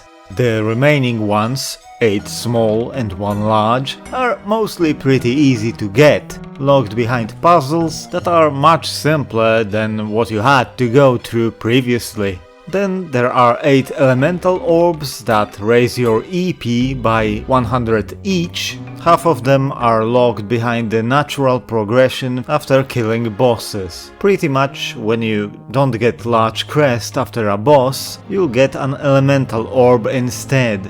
The other ones are more or less annoying to get. One from buying it from a shop, one from grinding a minigame, one for completing one of the most challenging puzzle sequences in the game, and one from a really simple puzzle that you'll probably forget about as soon as it is over. I actually kinda did. And EP isn't really an issue in this game. I mean, having more of it is nice, but it's not even 1/20th as cool and useful as the magic seeds were, so don't really bother with them unless you're a completionist. By the way, for some reason, both HP and EP max out at 999, and I don't really know why. Finally, the cream of the crop. Puzzle pieces. You're introduced to them very early into the game. Each puzzle piece lies inside one of these beautiful black ornate chests. They are, fittingly, your main rewards for solving puzzles and exploring, often requiring backtracking, and just like Gilded Falcons, they are completely optional. Though it is in your highest interest to get at least 36 of them, and to do so as fast as it is possible. With 60 jigsaw pieces overall, you can skip some trickier ones. Most of them are brain dead easy to get, which was refreshing after hunting for the Gilded Falcons, but there are some straight up evil ones. Puzzle pieces are then given to the legendary swordsman Jeehan, who was locked into a pocket dimension or something and now has to complete 4 whole jigsaw puzzles. After completing each one, he'll teach you another move for your basic attack combo. After handing him 6 puzzle pieces, your attack capabilities practically double, and without playing the game yourself, you'll just never know how much it increases your quality of life. Not going to lie, I was quickly getting tired of being able to do only a single slow hit when fighting enemies, even if their HP was lower than that of their peers from the first game. But with that added second hit, I was so back! It was also a really strong motivator overall to explore more and get the remaining puzzle pieces, as the reward for doing so wasn't as nebulous as with the Gilded Falcons. Don't get me wrong, the rewards you get from Merrick are pretty good, and that spirit wand is just everything I could want from the ultimate reward in a game. But the perspective of your main damage capabilities increasing is just whoa. After handing over the initial 6, Jeehan will require 12, then 18 and finally 24 to complete the remaining sets, each time rewarding you with additional combo piece, making it look not only much more stylish but also drastically increasing your damage output. What? Why I would suggest only getting 36 puzzle pieces instead of 60?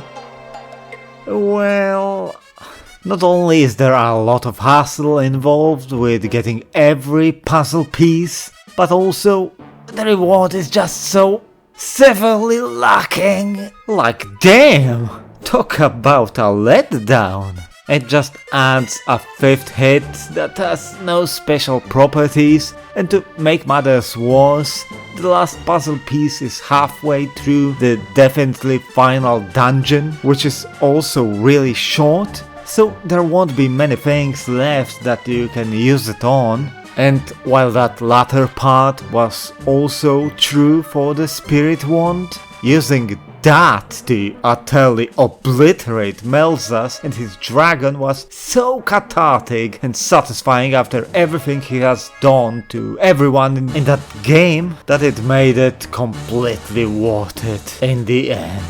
Meanwhile, the combo finisher can't even damage the last boss's final form. You know, I would give it a pass if that final hit actually ended the last fight instantly or had dealt extreme damage to it, shortening that pass of a battle, but no, it was created as a disappointment. And it's not even that you get a big thank you from Jeehan, or that there would be a special scene of him being freed from his prison. There's nothing like that. You can take a look at the completed puzzles. I guess the artwork shows Jeehan hanging out with the 4 elemental spirits, but good luck appreciating them thanks to the PS1's low resolution. It's better to just extract them from disk itself or something. Still, collecting puzzle pieces is fun, so even if the extrinsic reward for completing the collection is lacking, the intrinsic reward is there, and I was quite proud of myself after getting the final piece. But I wouldn't do that again, nor would I suggest doing so. For the first half of the game, I was lulled into a false sense of security, thinking that both dungeons and puzzles of Alundra 2 were made really easy, because of people being unable to finish the original game. And don't get me wrong, Alundra 2 is much less challenging than the game that came before it, but it still has some pretty tricky moments waiting for you, though most of them were relegated to being completely optional. Hello darkness, my old friend. But there are some obligatory ones that are so devious that they will make you pull your hair out. Dungeons are full of traps and enemies, and they will drain your healing item supplies quickly if you're too absent-minded. They feel smaller, more straightforward and less convoluted, but at the same time they take as much time as Alundra 1's dungeons did, even if it didn't really feel like it, like at all. I guess time really flies differently once you're relaxed and having fun, huh? Then again, the penultimate dungeon channeled the original's energy and was both really tough and felt too long, taking me nearly 3 hours to finish. Also, while the dungeons were really cool, their theming felt weaker than in the previous game. I would be lying if I said that there weren't any fantastic ones. The insides of the mechanical whale, while super frustrating at times, made for a great dungeon. The sunken ship was something so unexpected, playing like a side-scroller with swimming mechanics involved, that it became one of the most memorable moments to me, especially with that boss fight by its end.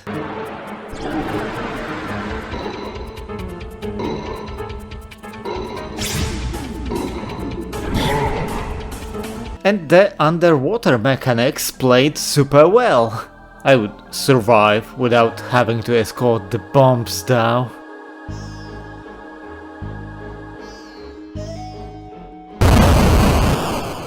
As I've mentioned before, there are a lot more obstacle courses when it comes to the dungeon design, which I enjoyed. Puzzles are still really varied, but I think that the ones from the original were more ambitious and well thought.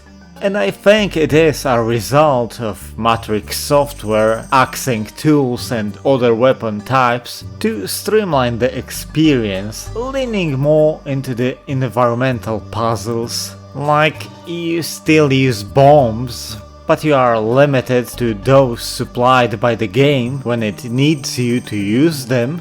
Then again, that restriction opens up possibilities for interesting puzzles, and getting the toughest puzzle piece requires a deep knowledge of how bombs work in this game, and then using them properly. It was a truly difficult task, but once I executed it perfectly.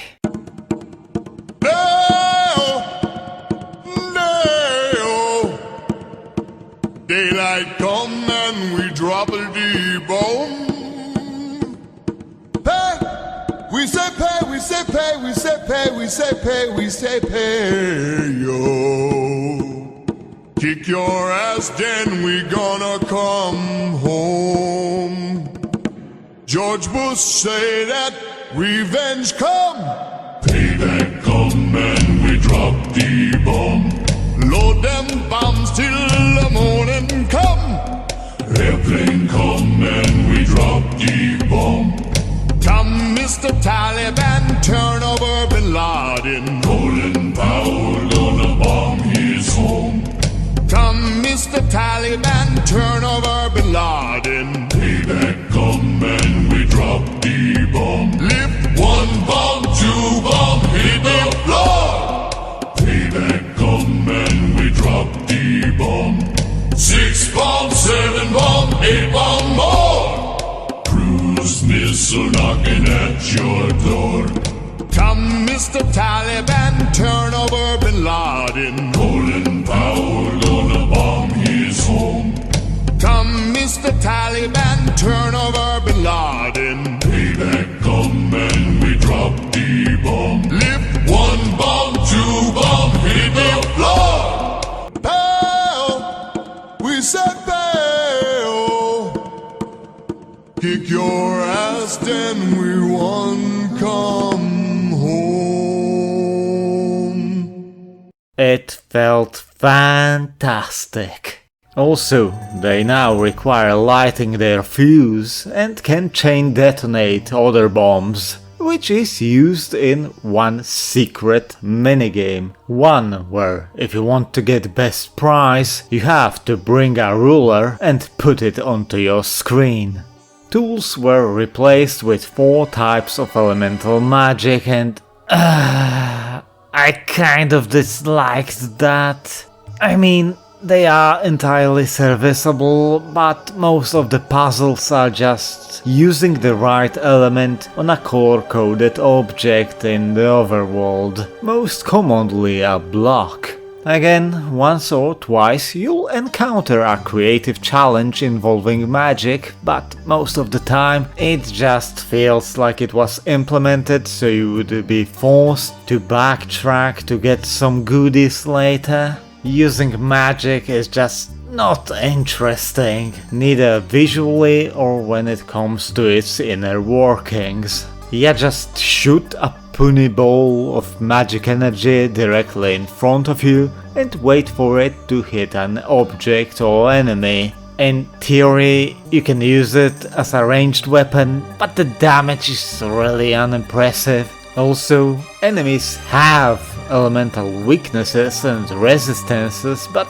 why bother if you can just slash stuff to death and it is simply so much quicker? Now, there was a very annoying enemy type that will demolish you if Flint ever gets into the range. Later in the game, through grinding a minigame, you can get access to summons that can be cast when charging a spell to deal quite a bit of damage to everything on screen.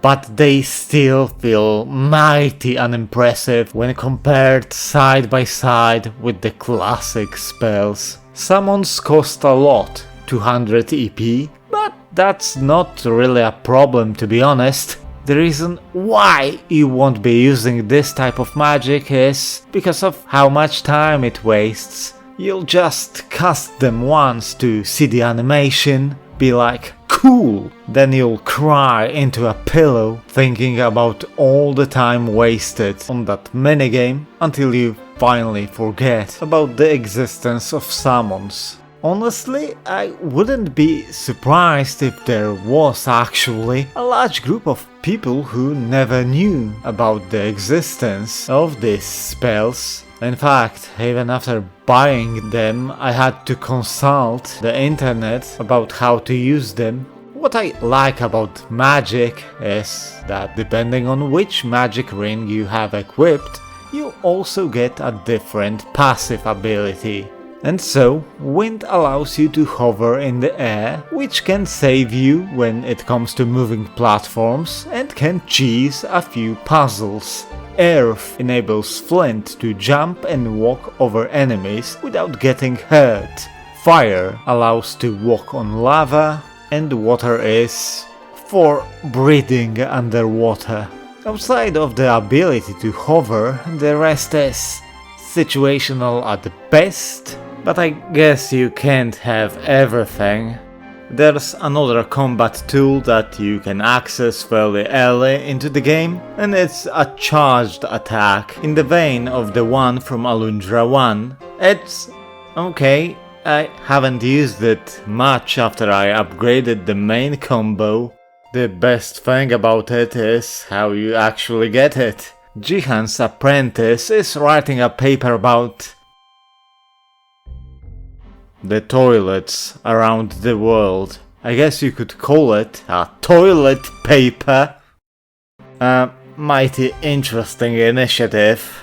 I remember some guy writing to a gaming magazine over 25 years ago looking for sponsorship for his dream project of the shitters around the world. He was obviously rejected, but to this day I wonder what happened to him.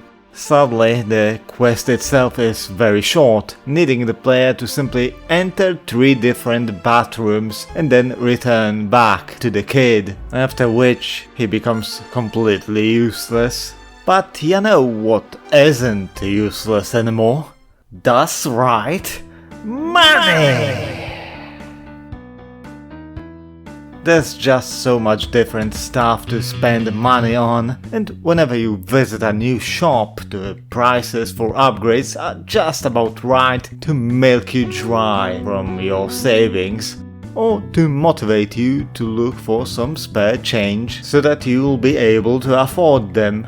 Life crests, elemental orbs, better versions of your sword and shield, they have them all.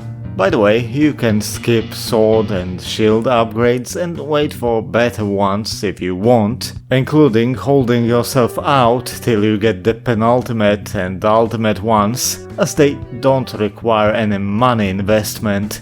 The funny thing about the penultimate ones is that, as they are found in chests, if you somehow unlock the best gear possible before getting the chest, you'll find a panacea, the strongest healing item in the game that you can't buy for a change, making them truly unique and treasured. And that's pretty nice. Just like in Alundra 1, you can use weaker equipment after obtaining one that is better, but unless you want to challenge yourself, because other than when playing on easy, you will really need them. If you're strapped for cash, you can even sell some of your consumables, like EP restoratives, which are quite frankly useless. But wait, there's more!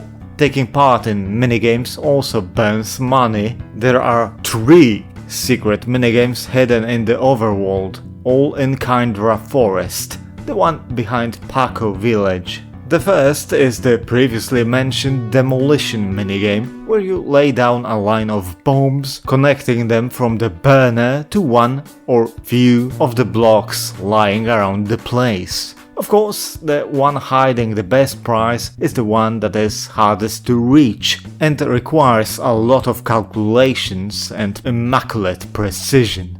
And use of the ruler. What's super interesting about it, and also funny, is the fact that the price of this minigame increases with the number of times the player has saved the game. That was the first instance I've ever seen something like this. You pay for each bomb separately, so you might run out of funds before you have the number of bombs required. Also, the maximum amount of bombs there can be at the same time is 10, probably so that your PlayStation won't turn into a bomb itself. So you can't simply pay your way to victory by placing a bigger amount of bombs with less space in between them. It was a challenge that truly got my brain going. I liked it very much. Lighting the fuse was always an incredibly tense experience, but seeing the trail of explosions reaching its destination filled my heart with pride. Other rewards are not worth the investment, but your fun is. The next one is a little bit more abstract. Instead of a precision puzzle where the player has all the time in the world to perfect their work, this one requires timing, skill, and nerves of steel. Basically, Flint is being chased by some dogs and has to make them jump on the buttons to be able to get to the treasure.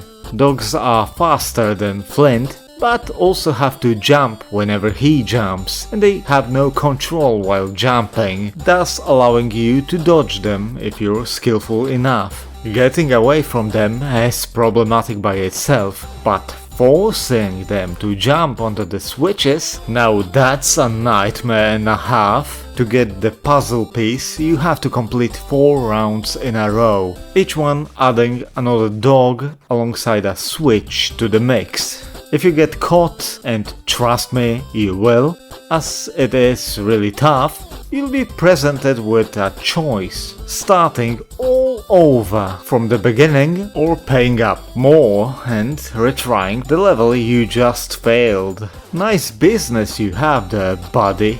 Overall, this was the moment I realized that these minigames have that carnival feel. You just know that the odds are strictly against you. Finally, there's the RC car course, where you pay for the privilege of collecting items scattered around. Colliding with any obstacle will cause you to lose and force you to pay up if you want to try again. Getting anything of worth is painful, and it only gets worse in the later circuits. And if you want to get the unique items, then may whatever higher power you believe in have you in its care. Circuit A holds a puzzle piece, and getting it requires you to have impeccable timing, mastery of controls, being at just the right speed and not getting crushed under the pressure. In Circuit S, you can collect the Wonder Orb, accessory that allows for passive HP regeneration if you equip it and stand still, which sure is nice, but definitely not worth what you have to go through to get it. I sure didn't bother, and neither should you. Seriously. I mean, just take a look at this shit. It makes dog dodging look easy.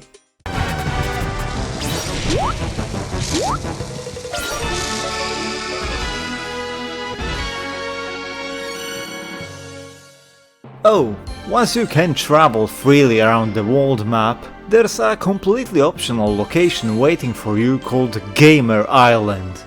Well, Gamar, but it houses a casino where you can play arcade minigames, okay? You first have to buy credits for real money at realistically inconvenient rates to then be able to turn it into more credits. And you have 3 potential credit makers. The Run.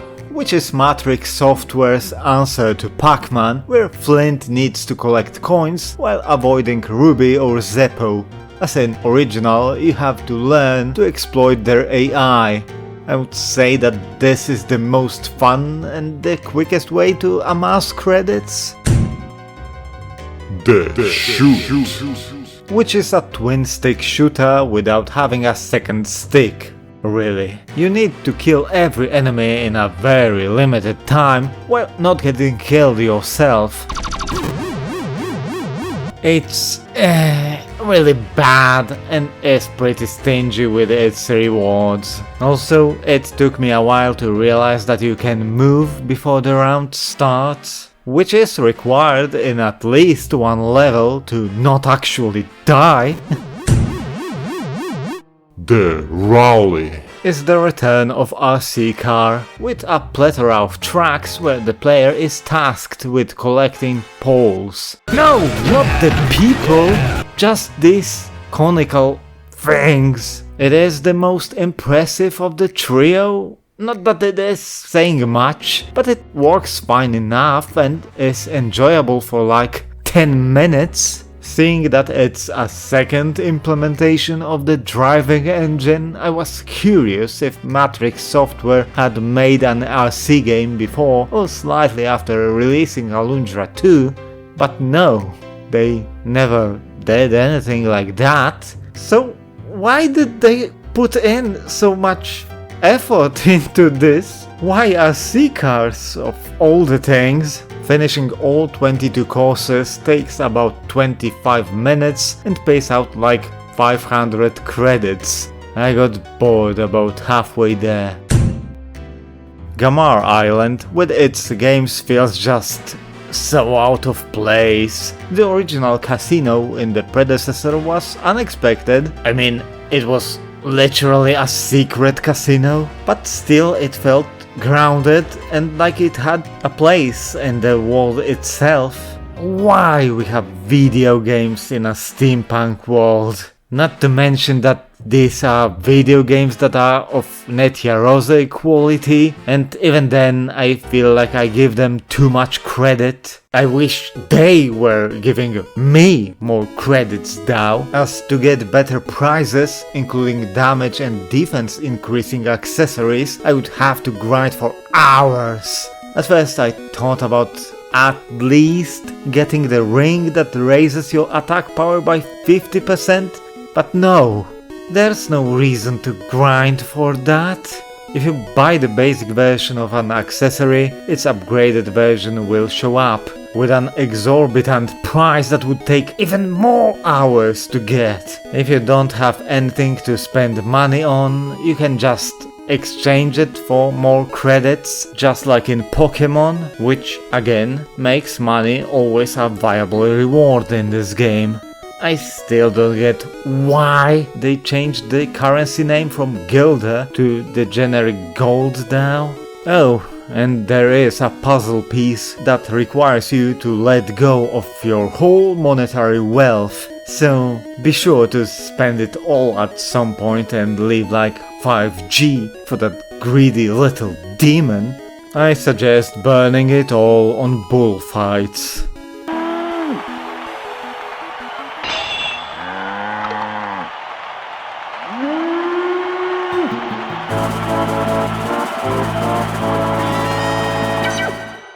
Okay, to cap off the minigame section, I left the one with rewards for the very end. Picture this. You're whacking some enemies, like you always do, when suddenly they drop something weird.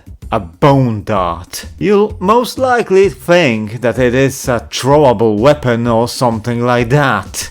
Wrong! But then, a few hours into the game, when chasing after someone's deadbeat dad, you'll discover a place where you can play... well, darts. A single bone dart equals one throw. And trust me, you want to have as many of them as you can before seriously engaging in the minigame itself. It's a really simple timing minigame with a bit of randomness when it comes to scoring. There are two big safe areas where you can earn 10 and 20 points, and two minuscule ones that will earn 30, 40 or 50. Missing is bad.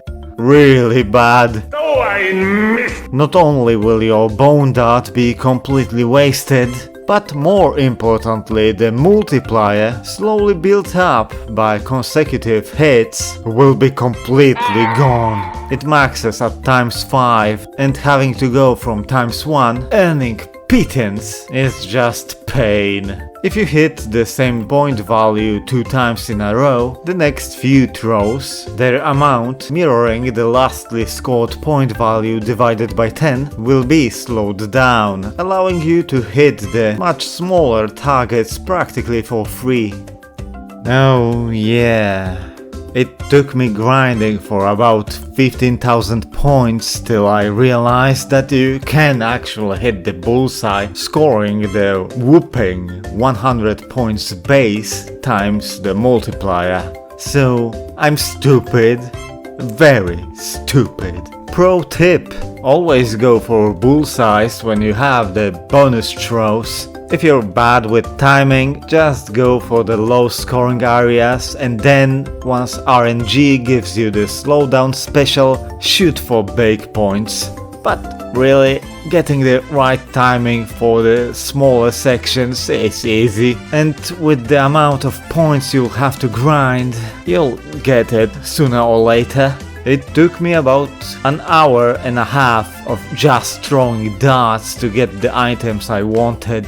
The Elemental Orb and the Vita Stone. The latter is needed to forge the strongest shield in the game. Seriously though, you need 30,000 points just to get that darn stone, which is an outrageous amount, and the other two components are piece easy to get in comparison, requiring just a bit of exploration, though not gonna lie, finding that dwarf stone was quite fucking cryptic.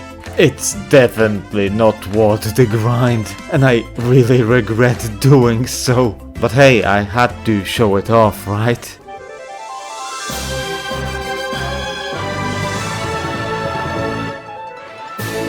Outside of hustling you of your bone darts, One-Eyed Zack will explain the elemental affinities to you and sell upgraded elemental rings that will allow you to summon the guardian spirits. Again, not really worth the grind, as you still have to spend the points earned by throwing darts. At least bone darts are a really common drop from the enemies, and you can find a lot of them in random chests. If at any point you'll still need more of them, just go to Kyndra Forest and slaughter enemies there, as they can be obliterated in seconds. Jeez, seriously, getting that final shield is such a hassle when the upgrade is quite minuscule. In comparison, to get the final sword, you just have to go through a long chain of increasingly bizarre trades spanning the whole world. But as long as you talk to everyone you encounter, it won't be a problem. Also, it's both infinitely funnier and more rewarding.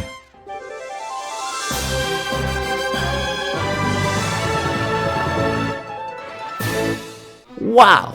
That was a lot of time spent on unimportant things, no?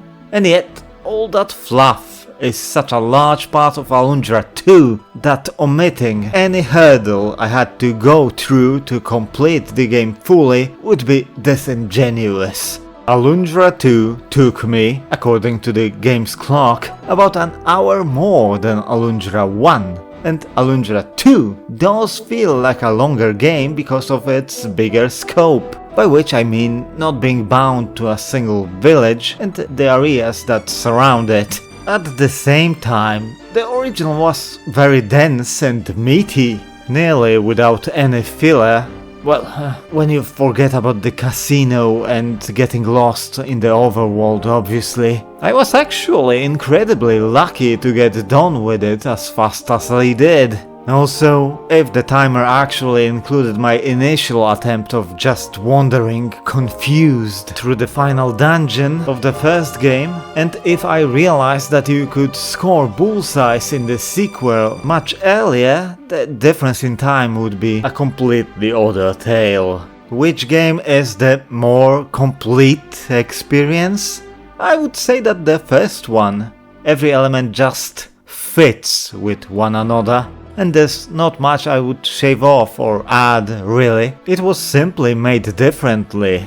It both believes in its players' skills and mental capacities, and at the same time doesn't care that some of its designs are cruel and unforgiving. But that's just how it is, whether you accept it or not.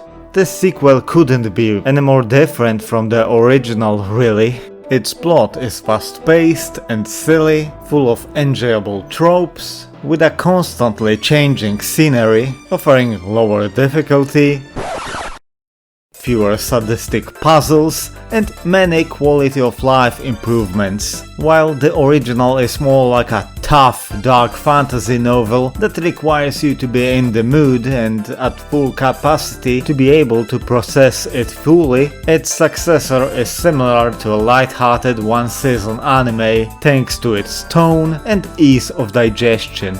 Both are good in their own very different ways, and despite being the same brand, both cater to a very different audiences.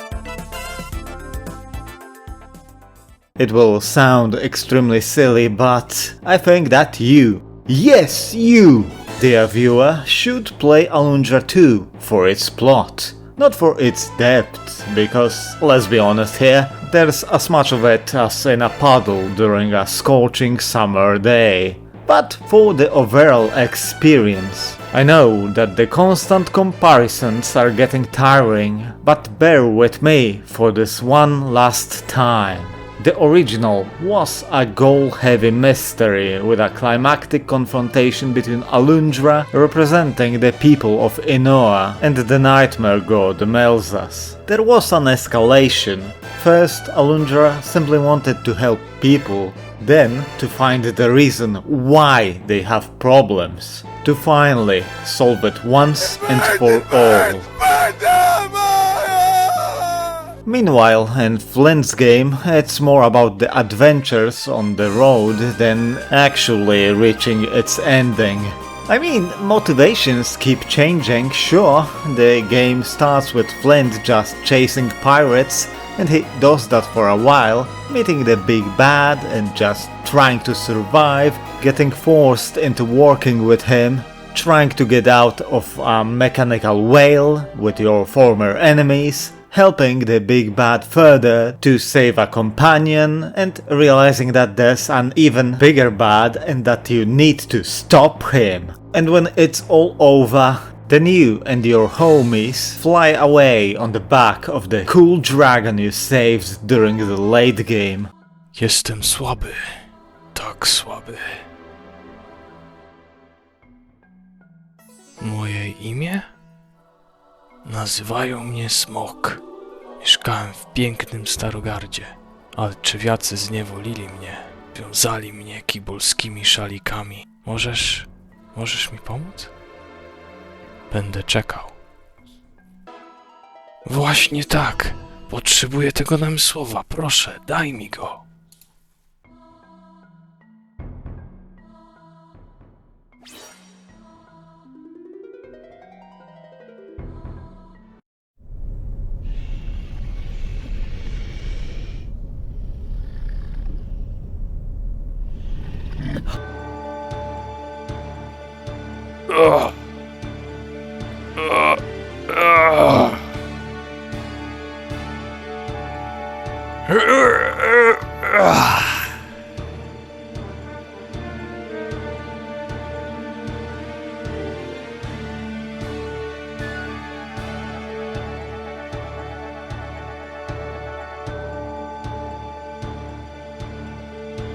Dziękuję ci, gówniarzu.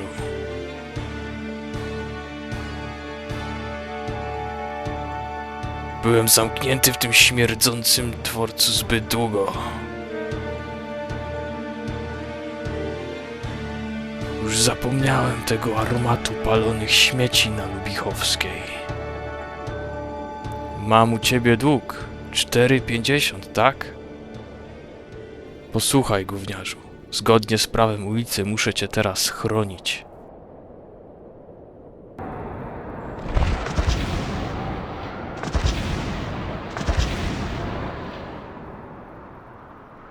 Skakuj na barana i polecimy sklepać tych, co cię gnębili w szkole.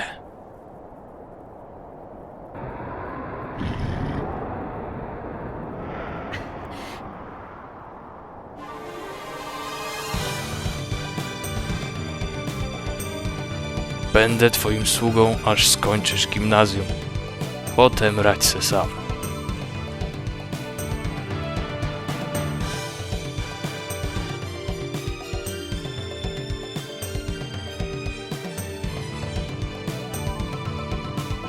Squad alive! We are off!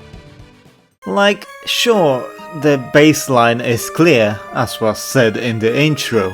Flint is recruited by Princess Alexia, who wants him to deal with Baron Diaz, a man who stole the throne from the rightful king. Because of the fact that Baron employs pirates and is the one who put a bounty on Flint's head, our protagonist agrees. And from that point on, everything starts to get wild. But you don't really care about it, just going with the flow. Like, at some point, once Flint and Alexia reach Toledo, a town famous for its bullfights, to get on the road to their next destination, they have to go through a house, because, of course, it would be too simple if they could simply pass through it without an issue. Oh no no no! Our duo has to find the no-good husband of the woman living inside the house first, which devolves into a further comedy of errors and having to go into places that neither of our heroes have planned to visit. But it's okay, because it's fun. There's many more of such weird, plot-derailing happenings that feel like anime filler, but again, somehow it doesn't detract from the experience, making it stronger instead. I think that the amount of cutscenes, the fact that they are all voiced, and that the characters are genuinely likable make it all work. Alexia isn't Maya, but that doesn't matter. She is wonderful as she is, even if her plans are silly and she isn't as helpful when it comes to the dungeons, but I was very pleasantly surprised by her near constant company for the first third of the game. It was fun, even if she is often nagging and bossing Flint around. I've missed her every time they got separated and smiled whenever they reunited, and she also has a really nice singing voice. Every time you sail away, I break down and cry. I just want to be with you until the day I die. Nothing is as precious as your love, don't you know? But you stare at the ocean and say you must go. I can imagine that scene awakening something in at least a few boys who played the game back in the day, but I love how someone at Matrix Software just wanted to put in a song and dance number, so they just went with it. And I will dream of you each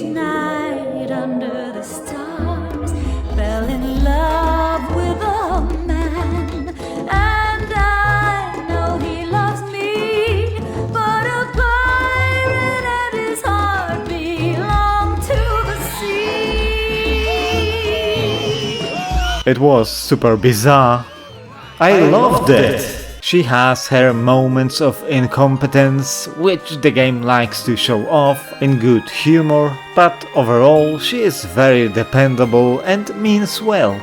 Too bad that later she becomes Baron's hostage and spends practically the rest of the game gagged and bound, which is played for laughs. But Alexia's absence doesn't mean that Flint will walk alone through the rest of the game. Later you'll be hanging out with Zeppo and his kids quite a bit, going from enemies to unlikely allies. Even though they have to work together, both Flint and the pirates hate each other's guts for most of the game, bound only by the common enemy. By the way, Flint's hate for pirates is actually really reasonable, and the moment when he opens up about that part of his life was quite touching. Even if it becomes downright silly when you meet with Flint's father, who is now Zeppo's ex-wife's bodyguard, and the game just does nothing with it, because that's how it rolls. Baron Diaz is a stereotypical baddie who forces others to do jobs for him, who sees himself as a brilliant mastermind, when in reality he is just a pathetic nobody. In fact, the main bad guy is this goblin-looking nerd who manipulates Baron into the whole MacGuffin hunt that becomes Flint's and the player's problem. Mephisto is the creator of all the machines and robotic enemies we've seen through the game, with his ultimate goal being turning the whole planet into a giant machine. With the use of a magic turnkey, which is even an object of a cult, he can turn any living being into a mechanical monstrosity, with most of them becoming the game's bosses. I've enjoyed boss fights in Alundra 2 a lot more than in its predecessor. The main problem with boss encounters in that game was how tedious and static they were. Some, like Wilda or the Soul Leech, had potential, but it was still ruined by the amount of hits needed for any boss to kill over. And they are not even challenging, outside of maybe Reptilius Maximus, but that's because of you constantly being swarmed and pestered by lesser enemies. Most of the damage you'll take will be because of you getting too greedy, just wanting the fight to be over as soon as it is possible. The battles themselves aren't even all that long when looking at the time they take, but they feel like a slog. Prolonged fights just expose how basic the combat is. Which is weird because you have so many options, yet the game rarely requires you to do anything else than swinging sword. Alundra 2 makes boss battles more dependent on dodging and attacking at the right time, often adding puzzle elements to the mix, making every boss battle truly unique. Each boss hits like a truck, but they don't have much health, especially if you're keeping up with upgrading your shit. If you don't show them respect though, you'll burn through a lot of your resources. They are pretty great, being a climactic end of every dungeon. Well, outside that final one. Seriously, what was their problem? It's like they somehow sneaked in an Alundra 1 boss fight, and that last phase has really hard to dodge attacks that are frighteningly quick, often ruining your chances to hit the only place that hurts the final boss. Hope you've stocked up on healing items, or you'll have to go through the previous 2 phases once again. I have one problem with standard boss fights though, and it's a big one. You get hit by simply touching them, as if they hit you straight on, even when they are idle. You didn't manage to slow down in time and brush that big cat with your face? Too bad. Now you're on the ground, so you can't attack till the boss finishes his AI cycle once again, giving you another chance. Just imagine touching something you hate and being completely obliterated. Well, that's called an anaphylactic reaction, I guess. But implementing that as a game mechanic is a bit silly. Still, I'll take Alundra 2 bosses over those from 1 any day. I've mentioned that Mephisto mechanizes various beings during the game. Hell, it's even in the Japanese title. He not only does that to his cat, Baron, and himself, but also to Zeppo, forcing us to the battle to death shortly after Flint finally started to get along with him. It's a dramatic, heart-rending callback to the cruelty of the previous title. I really admire how, through the whole game, it lulled the players into a state of complete relaxation by feeding them absurd situations, constant jokes, and an avalanche of anime tropes, to then do a brutal rag pull and force them to kill a beloved Kara. Nah, you really thought they would do that, didn't you? Everything ends just peachy, and Flint with his friends simply flies away on his cool dragon, while getting a kiss from Alexia, who is at least 5 years older than him, but I guess the little guy earned it. Also, Ruby is really unhappy, as she harbored feelings for our hero through the whole game. Overall, for being like 13 or something, Flint has a massive female fan club. There's even a fortune teller that will choose the most suitable partner for him depending on your answers to a short quiz. Other than the credits roll with a nice vocal track accompanying it, there's nothing left. No New Game Plus to make use of that last combo flourish. No nothing. And while Matrix software stayed afloat and actually still exists to this day in some form, they never released another game in the series or in the world of Alundra. The best we ever got was a cameo in Astrobot. Then again, that's fine, because both games still exist, and you can play them anytime you want, no? And Alundra 2 is a perfect game when you're in the dumps and feeling blue. I genuinely can see myself playing it again in a few years because I really had fun. I know how overused the word fun was in this whole video, but that's the best fitting descriptor. It's super embarrassing that it took me this long to beat it all over again and that I kind of forgot about it. So thank you Philip 7133 for reminding me about this gem from the past. Sometimes even people like me forget about the true OGs. Why do I have the feeling that I forgot about something? Yeah, the music is kind of forgettable. Maybe that's why. It's unoffensive, fits the mood, and is endearingly goofy at times, but nothing to write home about it. Still have that feeling. Blocking! Yeah! If you stay still, Flint will block any attacks incoming from the front with his shield.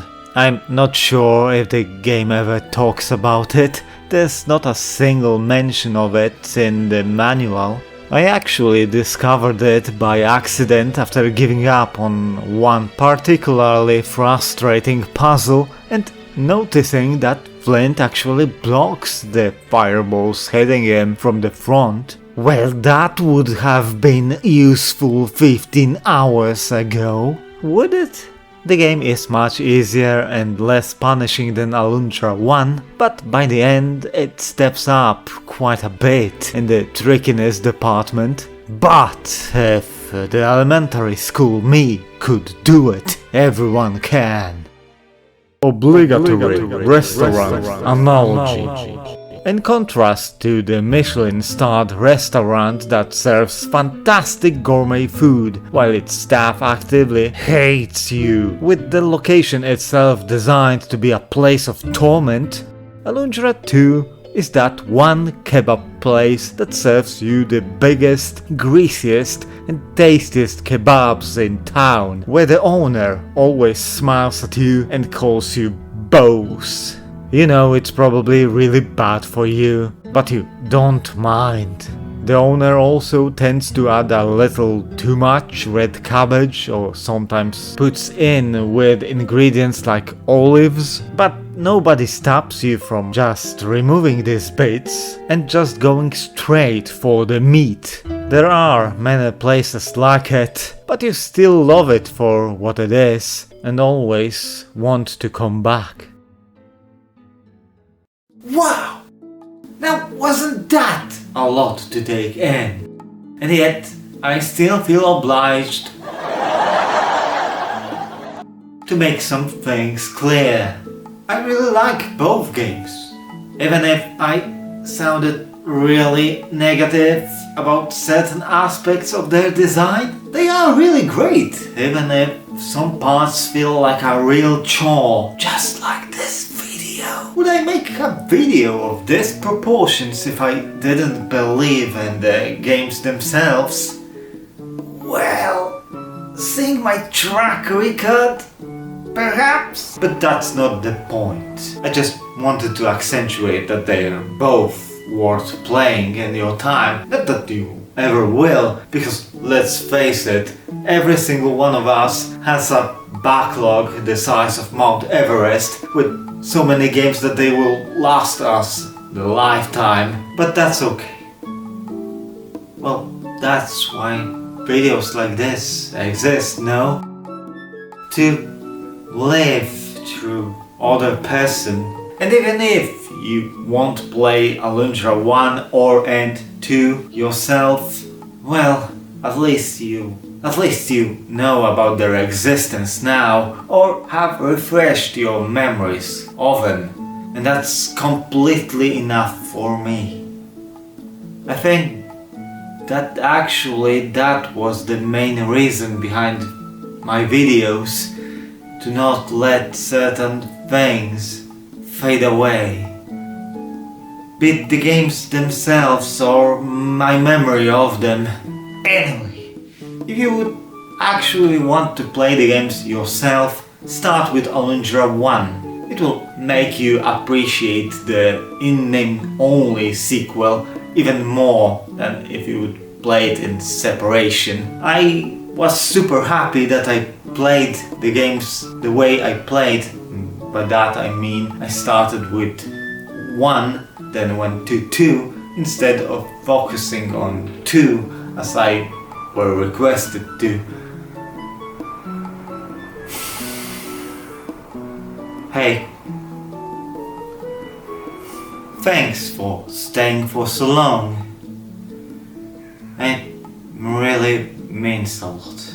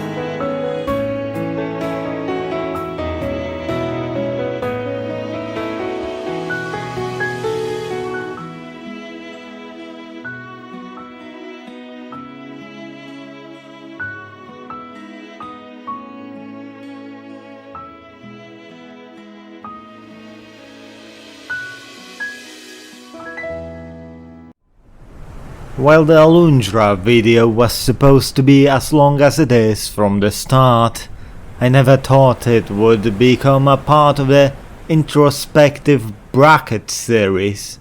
I always had the respect for both games and I enjoyed them much, but they weren't all that impactful on my life to warrant their place in the pantheon. And then it hit me. This time actually it wasn't about the games.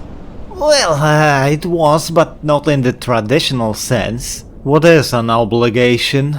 A legal or moral duty to do something. By accepting my viewer's request, I obliged myself to do the video about Alundra 2. Even if there was no contract or anything, and with countless problems surrounding the production, I couldn't just give up on it and ruin the trust that was put in me. In reality, I always was a really flaky person and I was constantly letting people close to me down, especially myself. Obligations can be disregarded as we are free, but that freedom brings consequences. Lately I was neglecting my other obligations and the consequences are rearing their ugly heads. Over the last 3 years, I had lots of fun creating these shitty videos and to this day, I still can't believe that people other than my friends actually spend their valuable time watching them. That's why I try to credit all of them as much as it is possible. You can't even imagine how grateful I am for that. But sometimes I just wonder, is their niceness just an act of social obligation as well? Anyway, it was a nice journey. I achieved a lot more than I thought I would. But for now, I have to take time off to deal with things I've neglected for long enough. It's not a goodbye, not a permanent one, I hope. But if it somehow was, thank you once more for everything. Take care and be good to yourself.